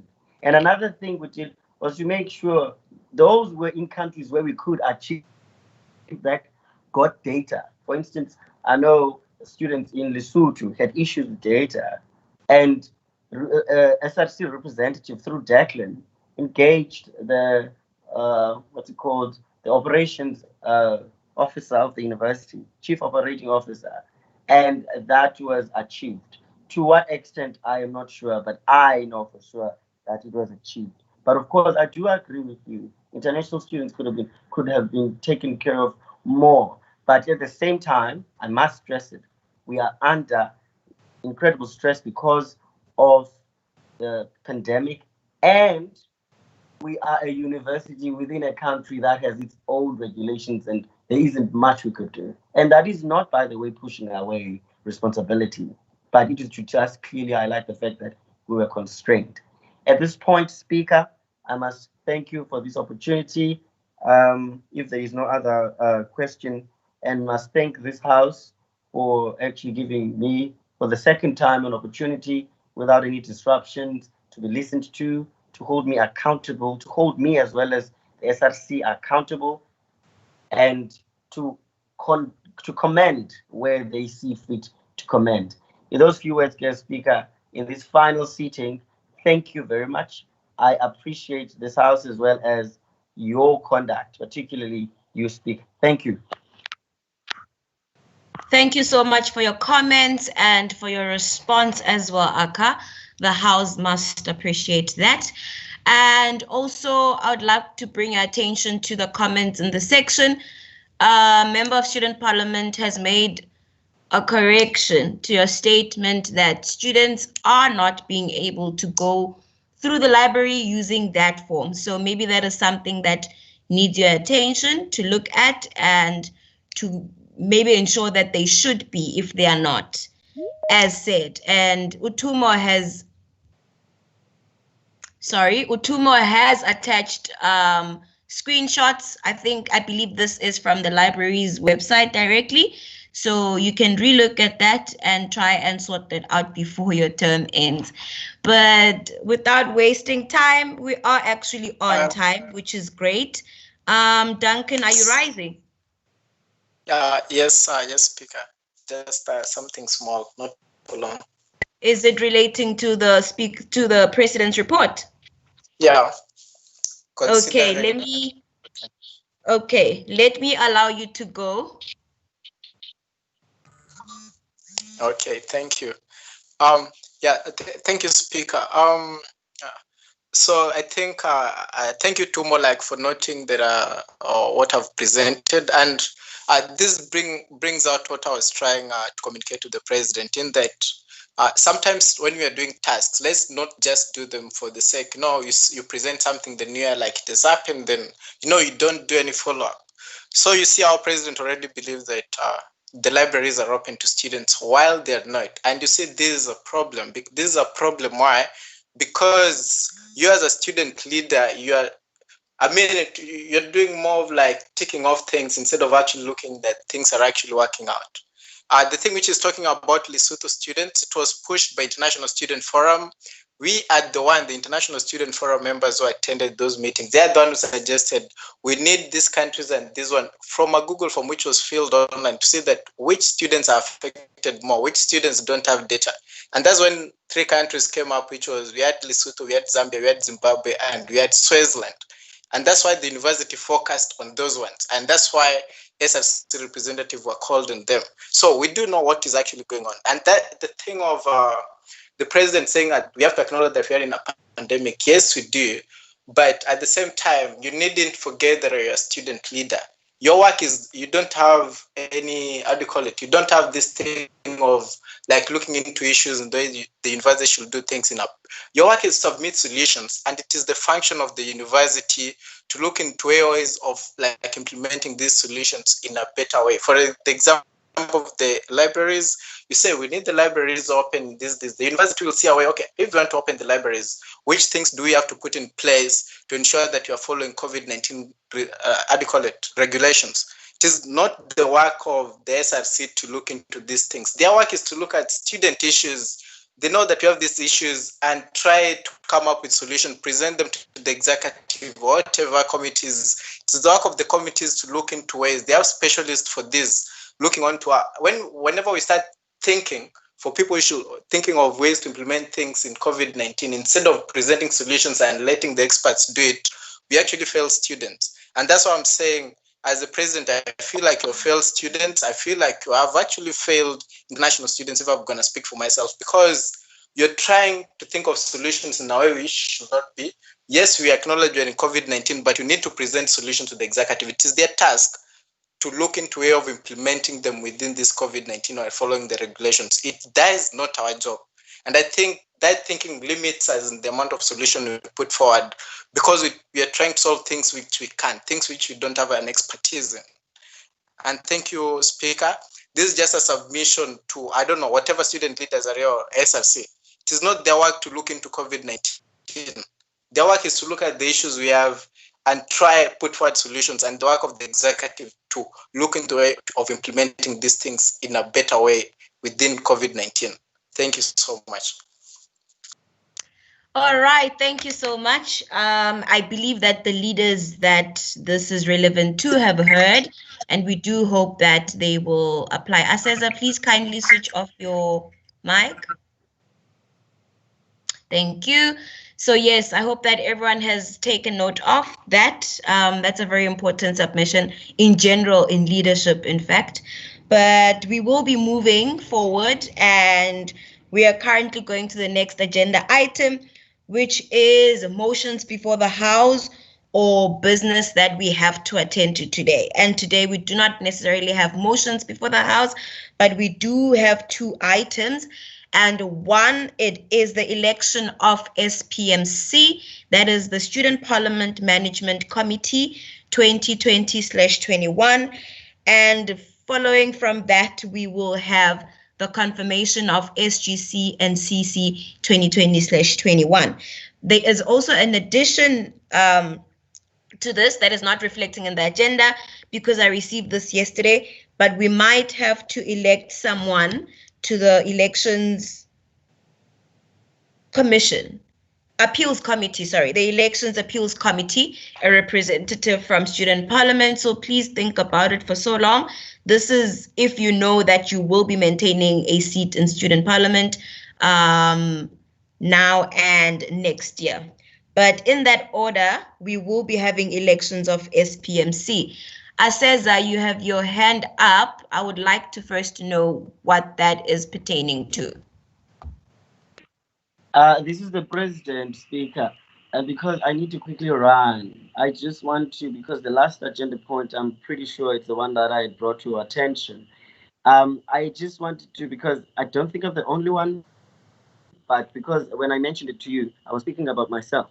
I am willing to stay on, but of course, if according to the rules that's not the case, of course the House can elect somebody. But the most important thing that the committee employed me to actually communicate to student parliament is that it must be somebody who is not a man, because the demographics of the President, people, can I stop you?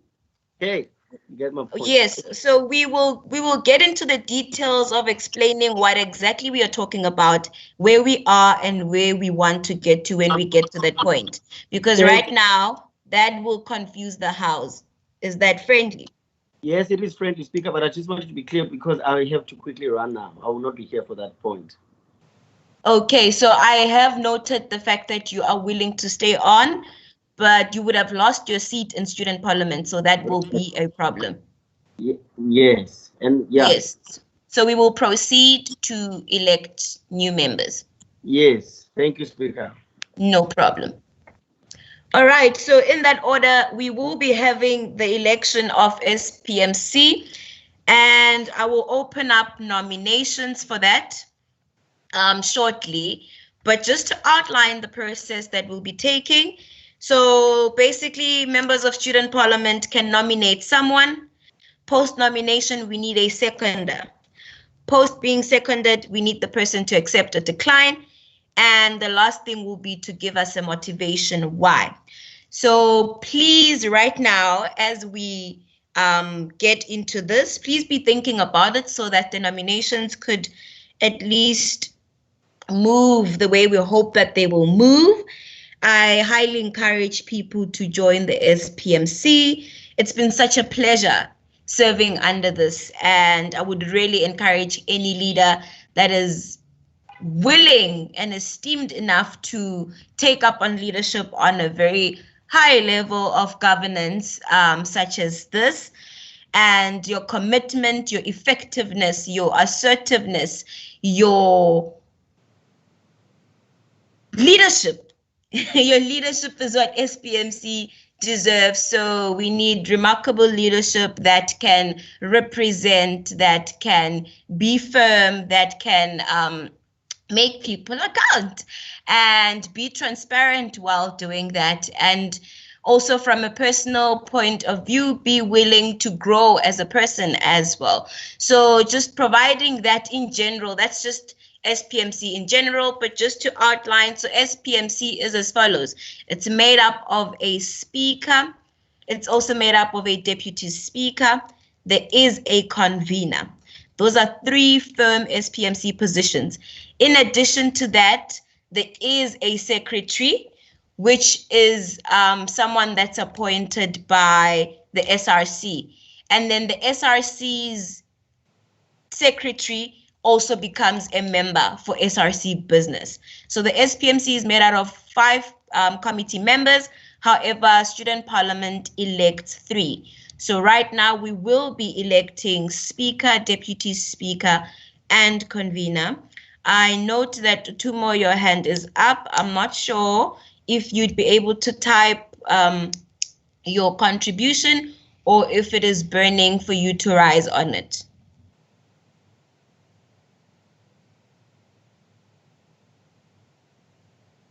Okay, I believe that you are typing. I'll just type it, it's fine. Okay, thank you so much for that. So yes, without wasting time, we will take nominations.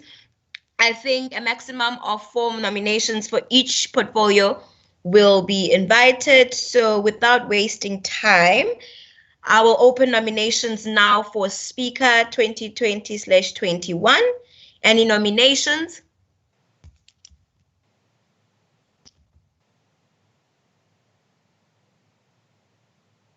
I note Lance. Thank you, Speaker. I'd like to nominate Shahid Naika for Speaker of Student Parliament.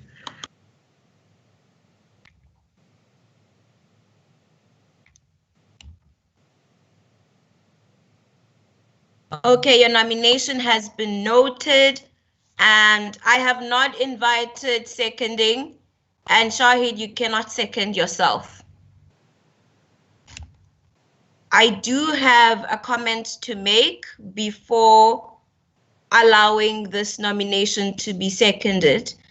Oh, sorry, Andisa seconded Shahid. Apologies for that. I retract.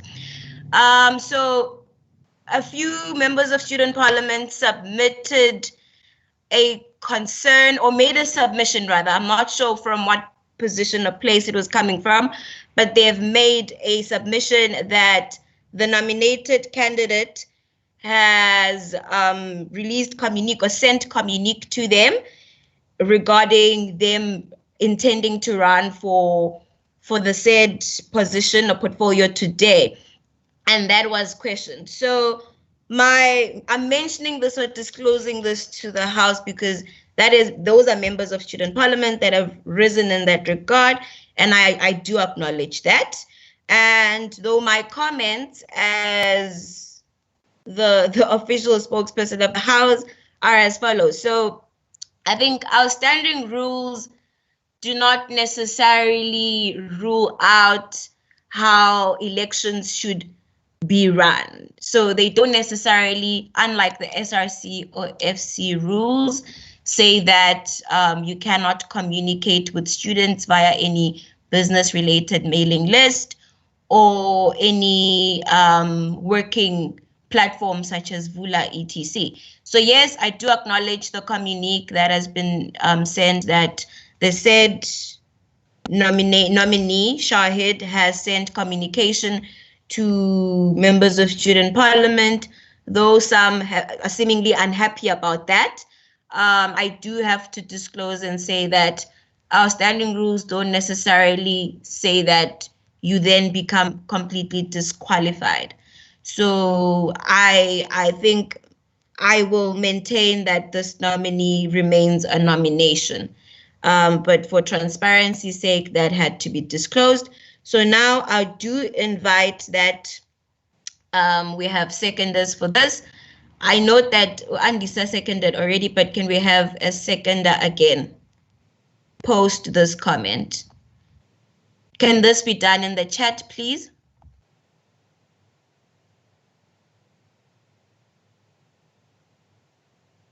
All right. Shahid Naika, do you accept or decline? I accept. Thank you, Speaker. All right. Second nomination.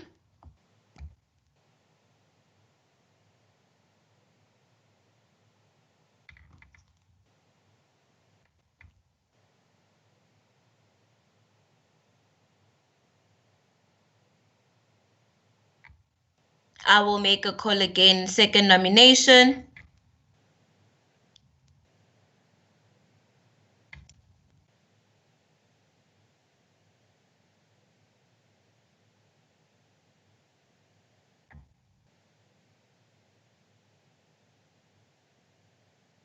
I will make a call again. Any other nomination? You're welcome to nominate yourself.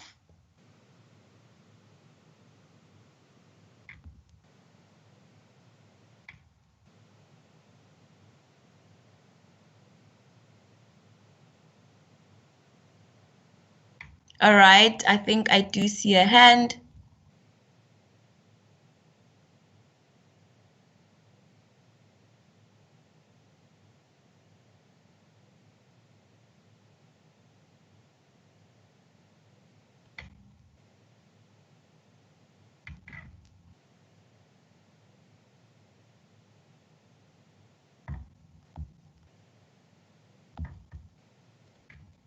All right, so since there are no other nominations, then let me make a final call. Are there any other nominations? Going once. Twice.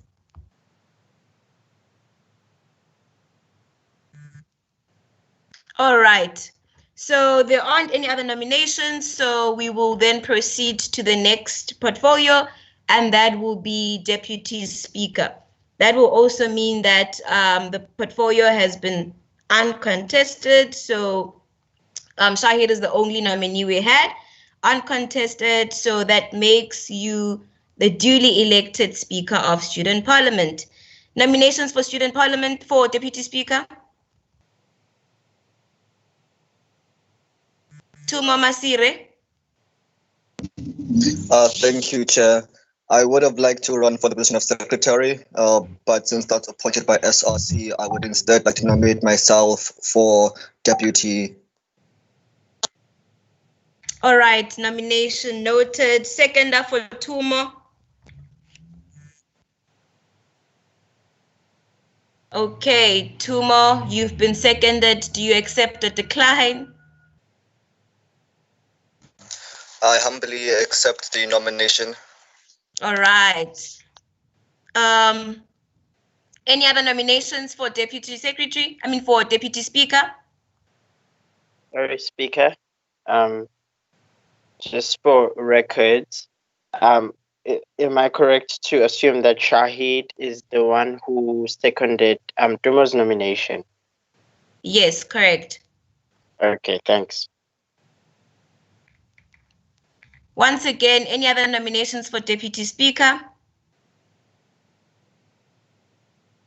Okay, and I note Lance's comment. However, this is a very sensitive process, so you do have to keep calling and you do have to make sure. So apologies if that's the opinion, but I am just trying my best for us to do as best as we can. So yeah. If we don't have any other nominations for Deputy Speaker, then Tumo Masire, you become the uncontested Deputy Speaker of Student Parliament 2020. We will then move to the next portfolio, and that will be Convener. Nominations for Convener?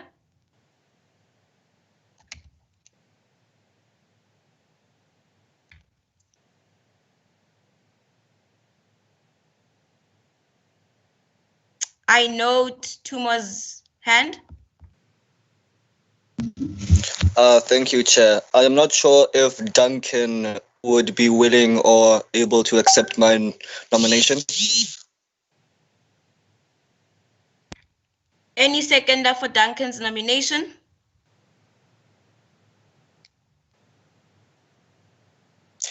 Sorry, Speaker. I could like to humbly decline the nomination. Thank you. Thank you, Tumo. All right, noted, Duncan. Do we have any other nominations for Convener?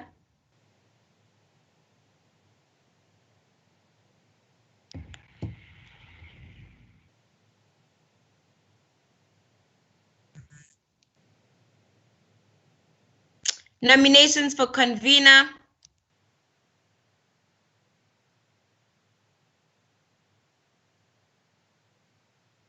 Members of Student Parliament, SPMC is an amazing leadership committee.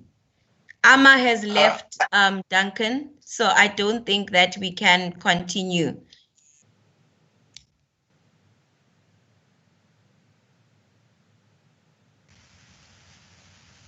Mfanelo? Yes, Speaker, I'd like to nominate myself. Yes, we love it. Any seconder for Mfanelo? Okay. Any seconder for Mfanelo?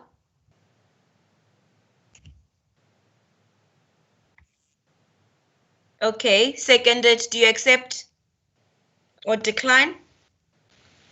I accept you. Okay. And then Pila Pakati has also been nominated. Any seconder?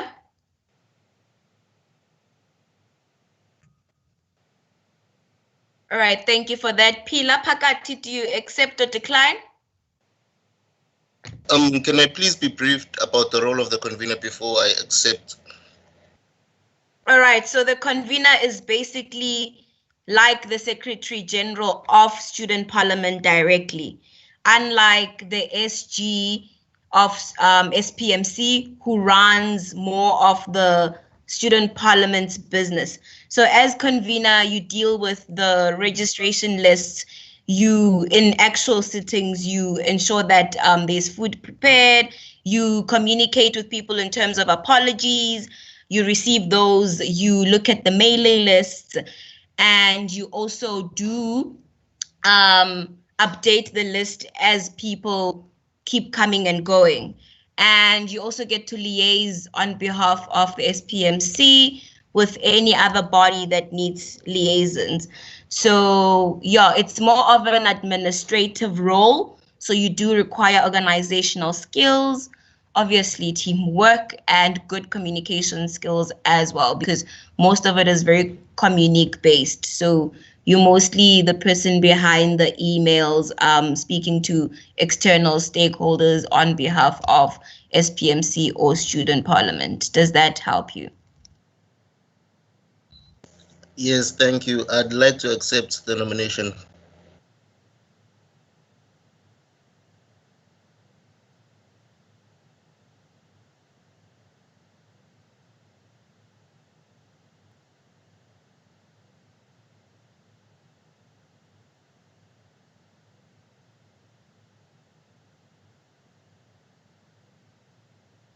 Speaker, are you still there, or is your mic just muted? My mic was unfortunately muted, so I think the last thing I said was if there aren't any other nominations, we will invite Umfanelo, Sitole, and Upila Pagati to give us 1 to 2 minute brief motivations as to why they would want to be convener. And Umfanelo could go first. Thank you, Speaker. First of all, thank you for the opportunity granted. So, firstly, obviously, it was about showing the opportunity and no one taking it.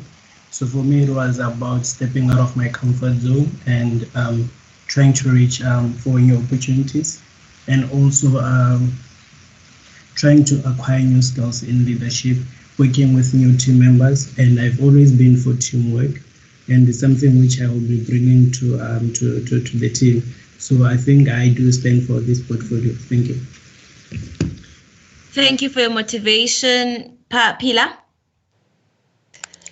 Thank you, Speaker, for the opportunity, and thank you for being nominated. I have served on the Humanities Student Council in the year 2020 alongside Shahid and Dumo, so I do have a good working relationship with the both of them. So with regards to having experience in student leadership and having experience working with people who already been elected into these portfolios, I will be able to serve to the best of my abilities.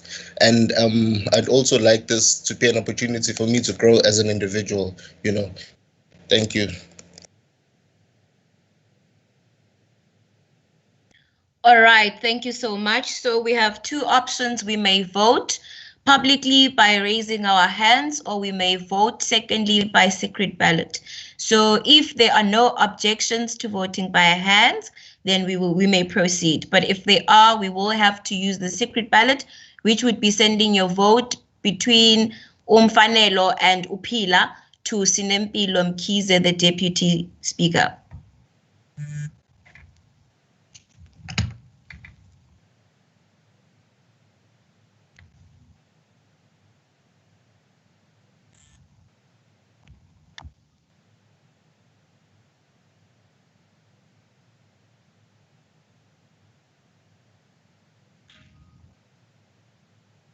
Okay, so there are no objection. There are no objections, and which makes things better. So we may, in favor of voting for Umfanelo, rise.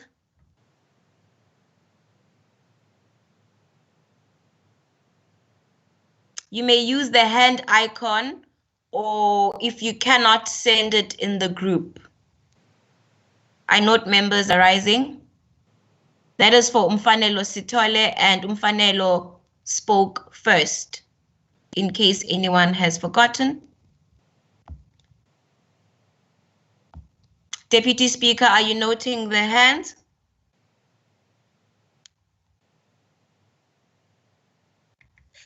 I am noting. Sorry, Speaker, your hand has been up. I am not voting. Thank you for making me aware, but yeah, I am not voting. So I Speaker, am. can I request something? Yes. Who's speaking? Caleb, sorry. Yes, you may continue. I'm not sure. Obviously, I'm not allowed to vote, but I'm not sure with like the regards to the process you're following. I was thinking, and I'm not sure if this is something that everybody would agree to, but if you could perhaps write the names of the candidates in the chat box and have members vote with the react button. I'm not sure if that is something that would be easier perhaps to follow, like the thumbs up button to each name. All right, we note your submission. Maybe that could be helpful, but I have seen that members had been voting, so we can do that and use it as a second submission just to cross-check with numbers. So yes, thank you so much for that suggestion.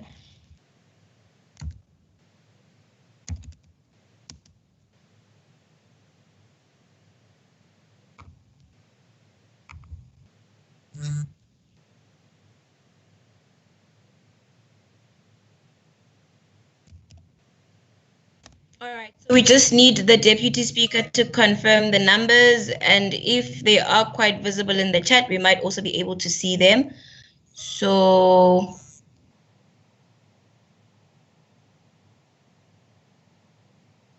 okay, members, may we please vote? Speaker, Deputy Speaker, you may continue. Speaker, and to the House, to just ensure that there's a smooth process, let's rather stick to raising of hands. I note that there have been two modalities or two pathways that we can follow with regards to this, but let's just follow one and stick to raising of hands to alleviate confusion. Because I saw members, they voted, and then when that submission was then made, people lowered their hands before I could actually do a full count.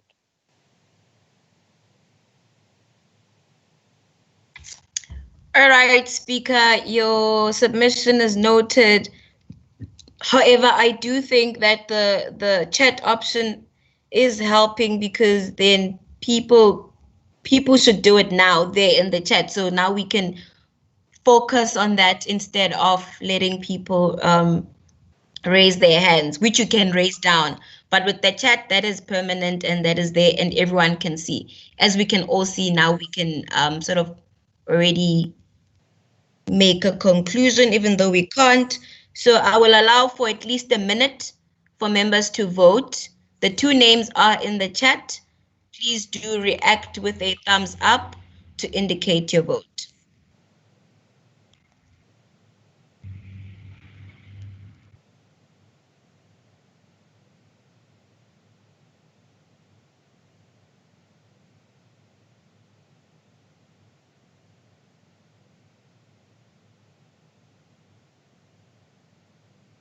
Deputy Speaker, the favor that you could do for me, please, is just to ensure that only members with voting rights have voted. You can do this by seeing the names just on the right-hand side of the icon.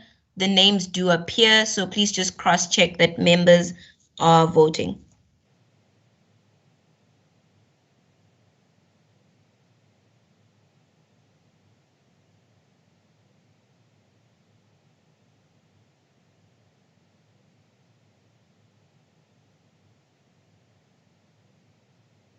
Noted, Speaker. I think we can end the voting process now. I think we've reached a conclusion. Am I correct to say that 2 members have voted for Mfanelo Sithole and then 12 have voted for Uphila Phakathi?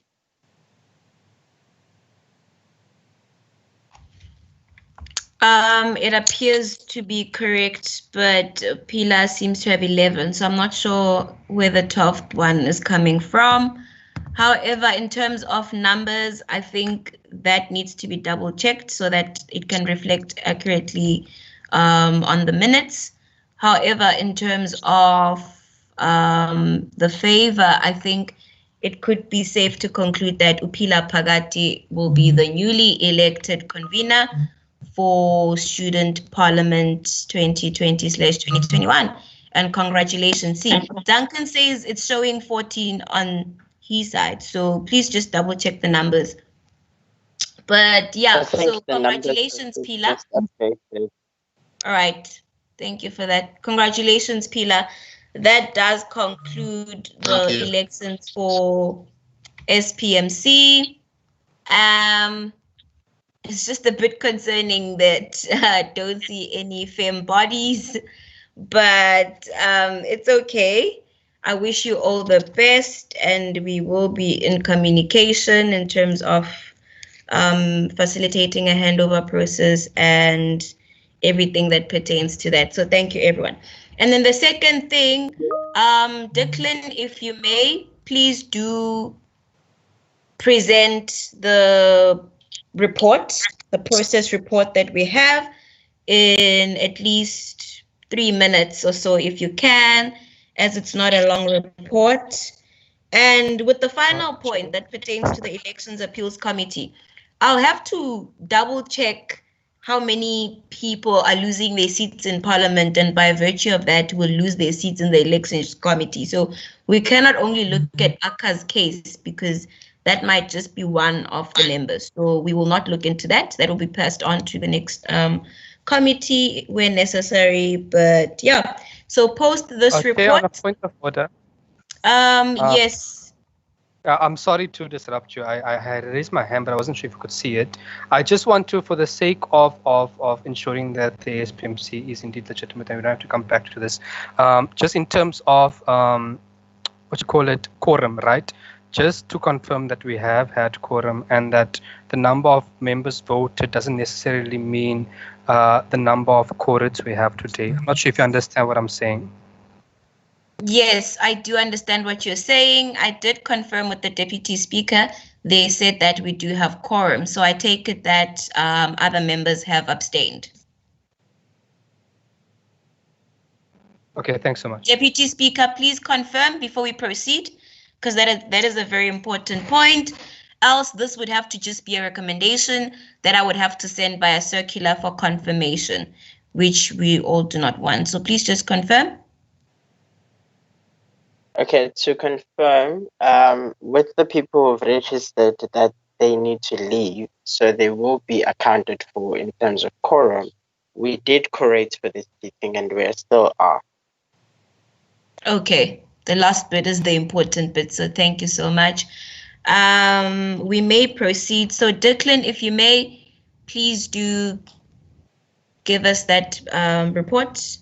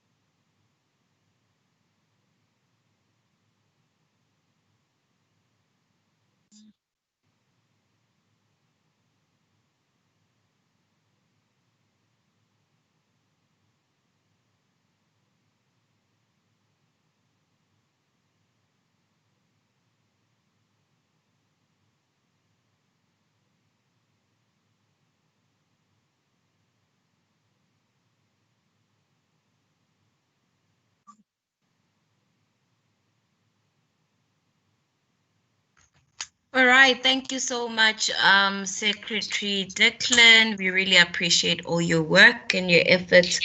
You've done a great job. Student Parliament, that report has been presented and the names have been brought to you to be confirmed. So if there are any objections to that list, please do say. You may rise and inform us accordingly. If there are no other objections, then those names will be adopted by the sitting. All right, I note a comment that says no objections to procedure. Seems well done. Thank you, Tumo. Any other comments?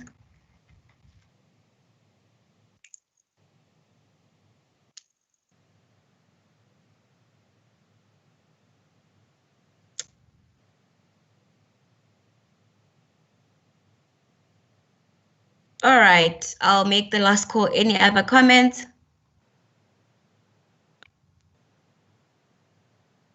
Okay, so we will congratulate all the members. They've been informed that their names would have been recommended in Student Parliament. So this confirms that they have been duly appointed. Thank you so much for that. So we will congratulate them accordingly. But other than that, It is 8 minutes before 9, and we are quite on time. So I think my last words to Student Parliament as we conclude the agenda is officially done. But from my side, as the speaker of 2020 and having to shift, with the pandemic and ensure that we do have virtual sittings, that process has come with a lot of growth, but I'd like to just send and extend my thank you and my gratitude for being able to receive me the way you have received me, and also just giving me the opportunity to serve the house to the best of my abilities. I wholeheartedly appreciate it. I have grown from this role, and I'd just like to extend this and say thank you so much for being such a valuable contributor to my leadership journey holistically. I do not take this lightly, and I do appreciate it, especially those who were here last year. And I'll also allow my deputy speaker just to say a few words before we conclude, as this will be our final sitting, unfortunately. And also just to acknowledge that we've been able to work without a convener. Maybe things would have been different if we were still on campus, but just being virtual and still being able to manage everything the way we did. I'd like to say congratulations to you, Percy, on that as well. Not to forget the additional committee members we had. Though we lost some, but we always had Declan, and Declan is a commendable leader. I'd like to reiterate that and say well done and thank you so much for all the contributions that you've made. This is what has made Student Parliament a success. And I think I'm leaving this office very happy that a well done job was done, if that even makes sense. So thank you so much to my team, and thank you to the house for cooperating, for contributing, for questioning, for the transparency, for the accountability, everything. I am so, so grateful. I enjoyed this. I'm sure members can tell, even from where you're sitting, that how the process has always run. It's coming from a place of passion. It's coming from a place of wholeheartedly being a servant. And I just really am very grateful. So thank you so much. Have a great evening. Enjoy the rest of your year, and all the best with exams as well from my side. I will allow the deputy speaker to also just share gratitude, and Declan, also you may from your side, and that will conclude the sitting. But from my side, thank you so much. And I hope that the growth, the skills, everything that I've accumulated from this will actually pay up, because, yeah, we are the leaders that South Africa has been waiting for, and that is going to be evident very soon. So all the best, everyone. And once again, congratulations to the incoming team as well. We will be in communication after the sitting. So thank you. All right. Thank you so much, Speaker, for the availed chance. I'd like to extend my gratitude to the Student Parliament members at large for trusting in us as SPMC, and for supporting us in whatever ways that we needed at whatever time. With that said, I would like to also thank SPMC, which is very funny because it's like just thanking Madam Speaker and Declan, who basically were SPMC, as we didn't have a CC, but that didn't cripple us that much because we were able to still function as a unit. I would like to thank the committee. There was a lot of growth and experience from this position. And to the incoming SPMC committee, or members, I would like to say, usually people can sense when you have that essence of leadership within you. So to the people who've been nominated and those who've seconded the members, thank you so much for availing that opportunity, awarding those people with that opportunity. And to those who've been presented forward, do not take this lightly. People really do trust in you. And it's not because they're just doing it as a formality. They actually can sense that you will make a great leader, and that you are best suited for the position that you've been presented for. With that being said, good luck everyone to sorry, good luck everyone for the coming new year. I know it sounds very, very optimistic of me, but we are left with just 1 month for this year, which has been a very, very taxing and demanding year. And that's where I will end. Thank you very much.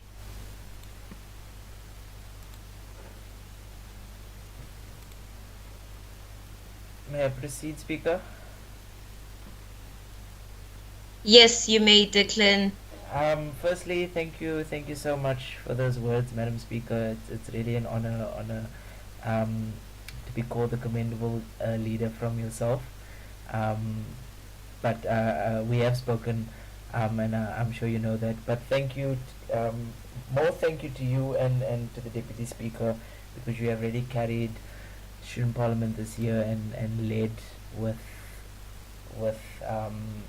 provided such esteemed leadership. It's really been an honor to work with you, and I hope to in the next term of office to live up to the examples you both have set.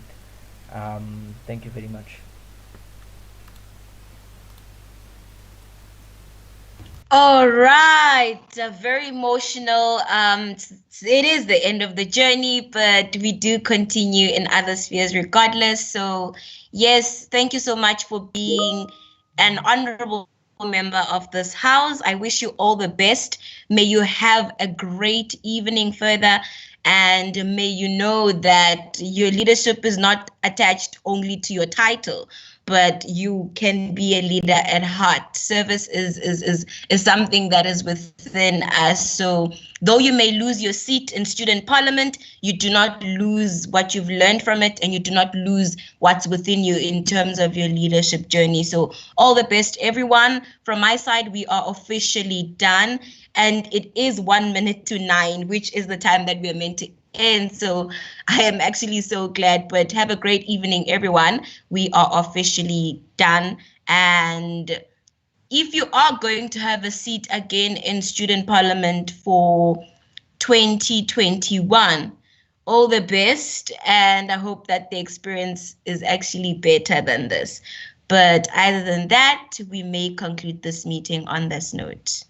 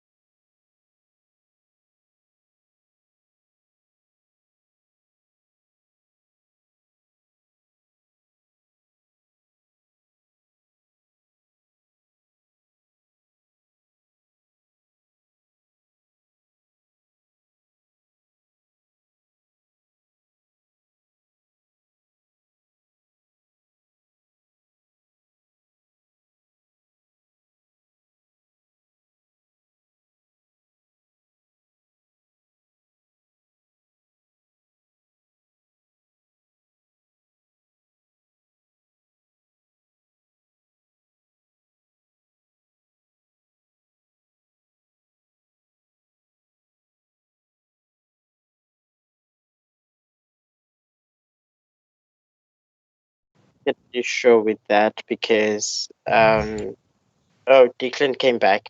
And I just told him to come back. All right, welcome back, Secretary. So we just need to ensure that the numbers, especially in terms of the voting, that are correct. If we can all collate that, that would be great. And also in terms of register, ensuring that even though people might not have necessarily said in the group in terms of their sub councils, I think just checking the chat itself does tell you who came in and who left when. So you would be able to trace that. So if we can ensure that the register is fine and that the voting numbers are okay, then on our side, we would have concluded.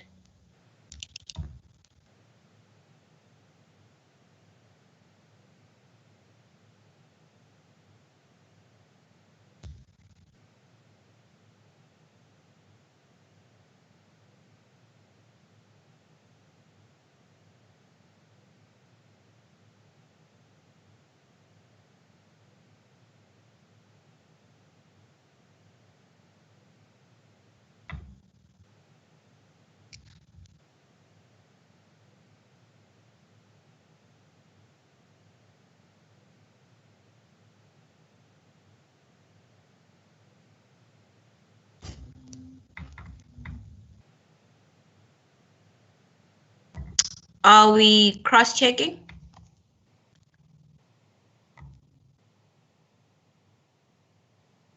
All right, thank you.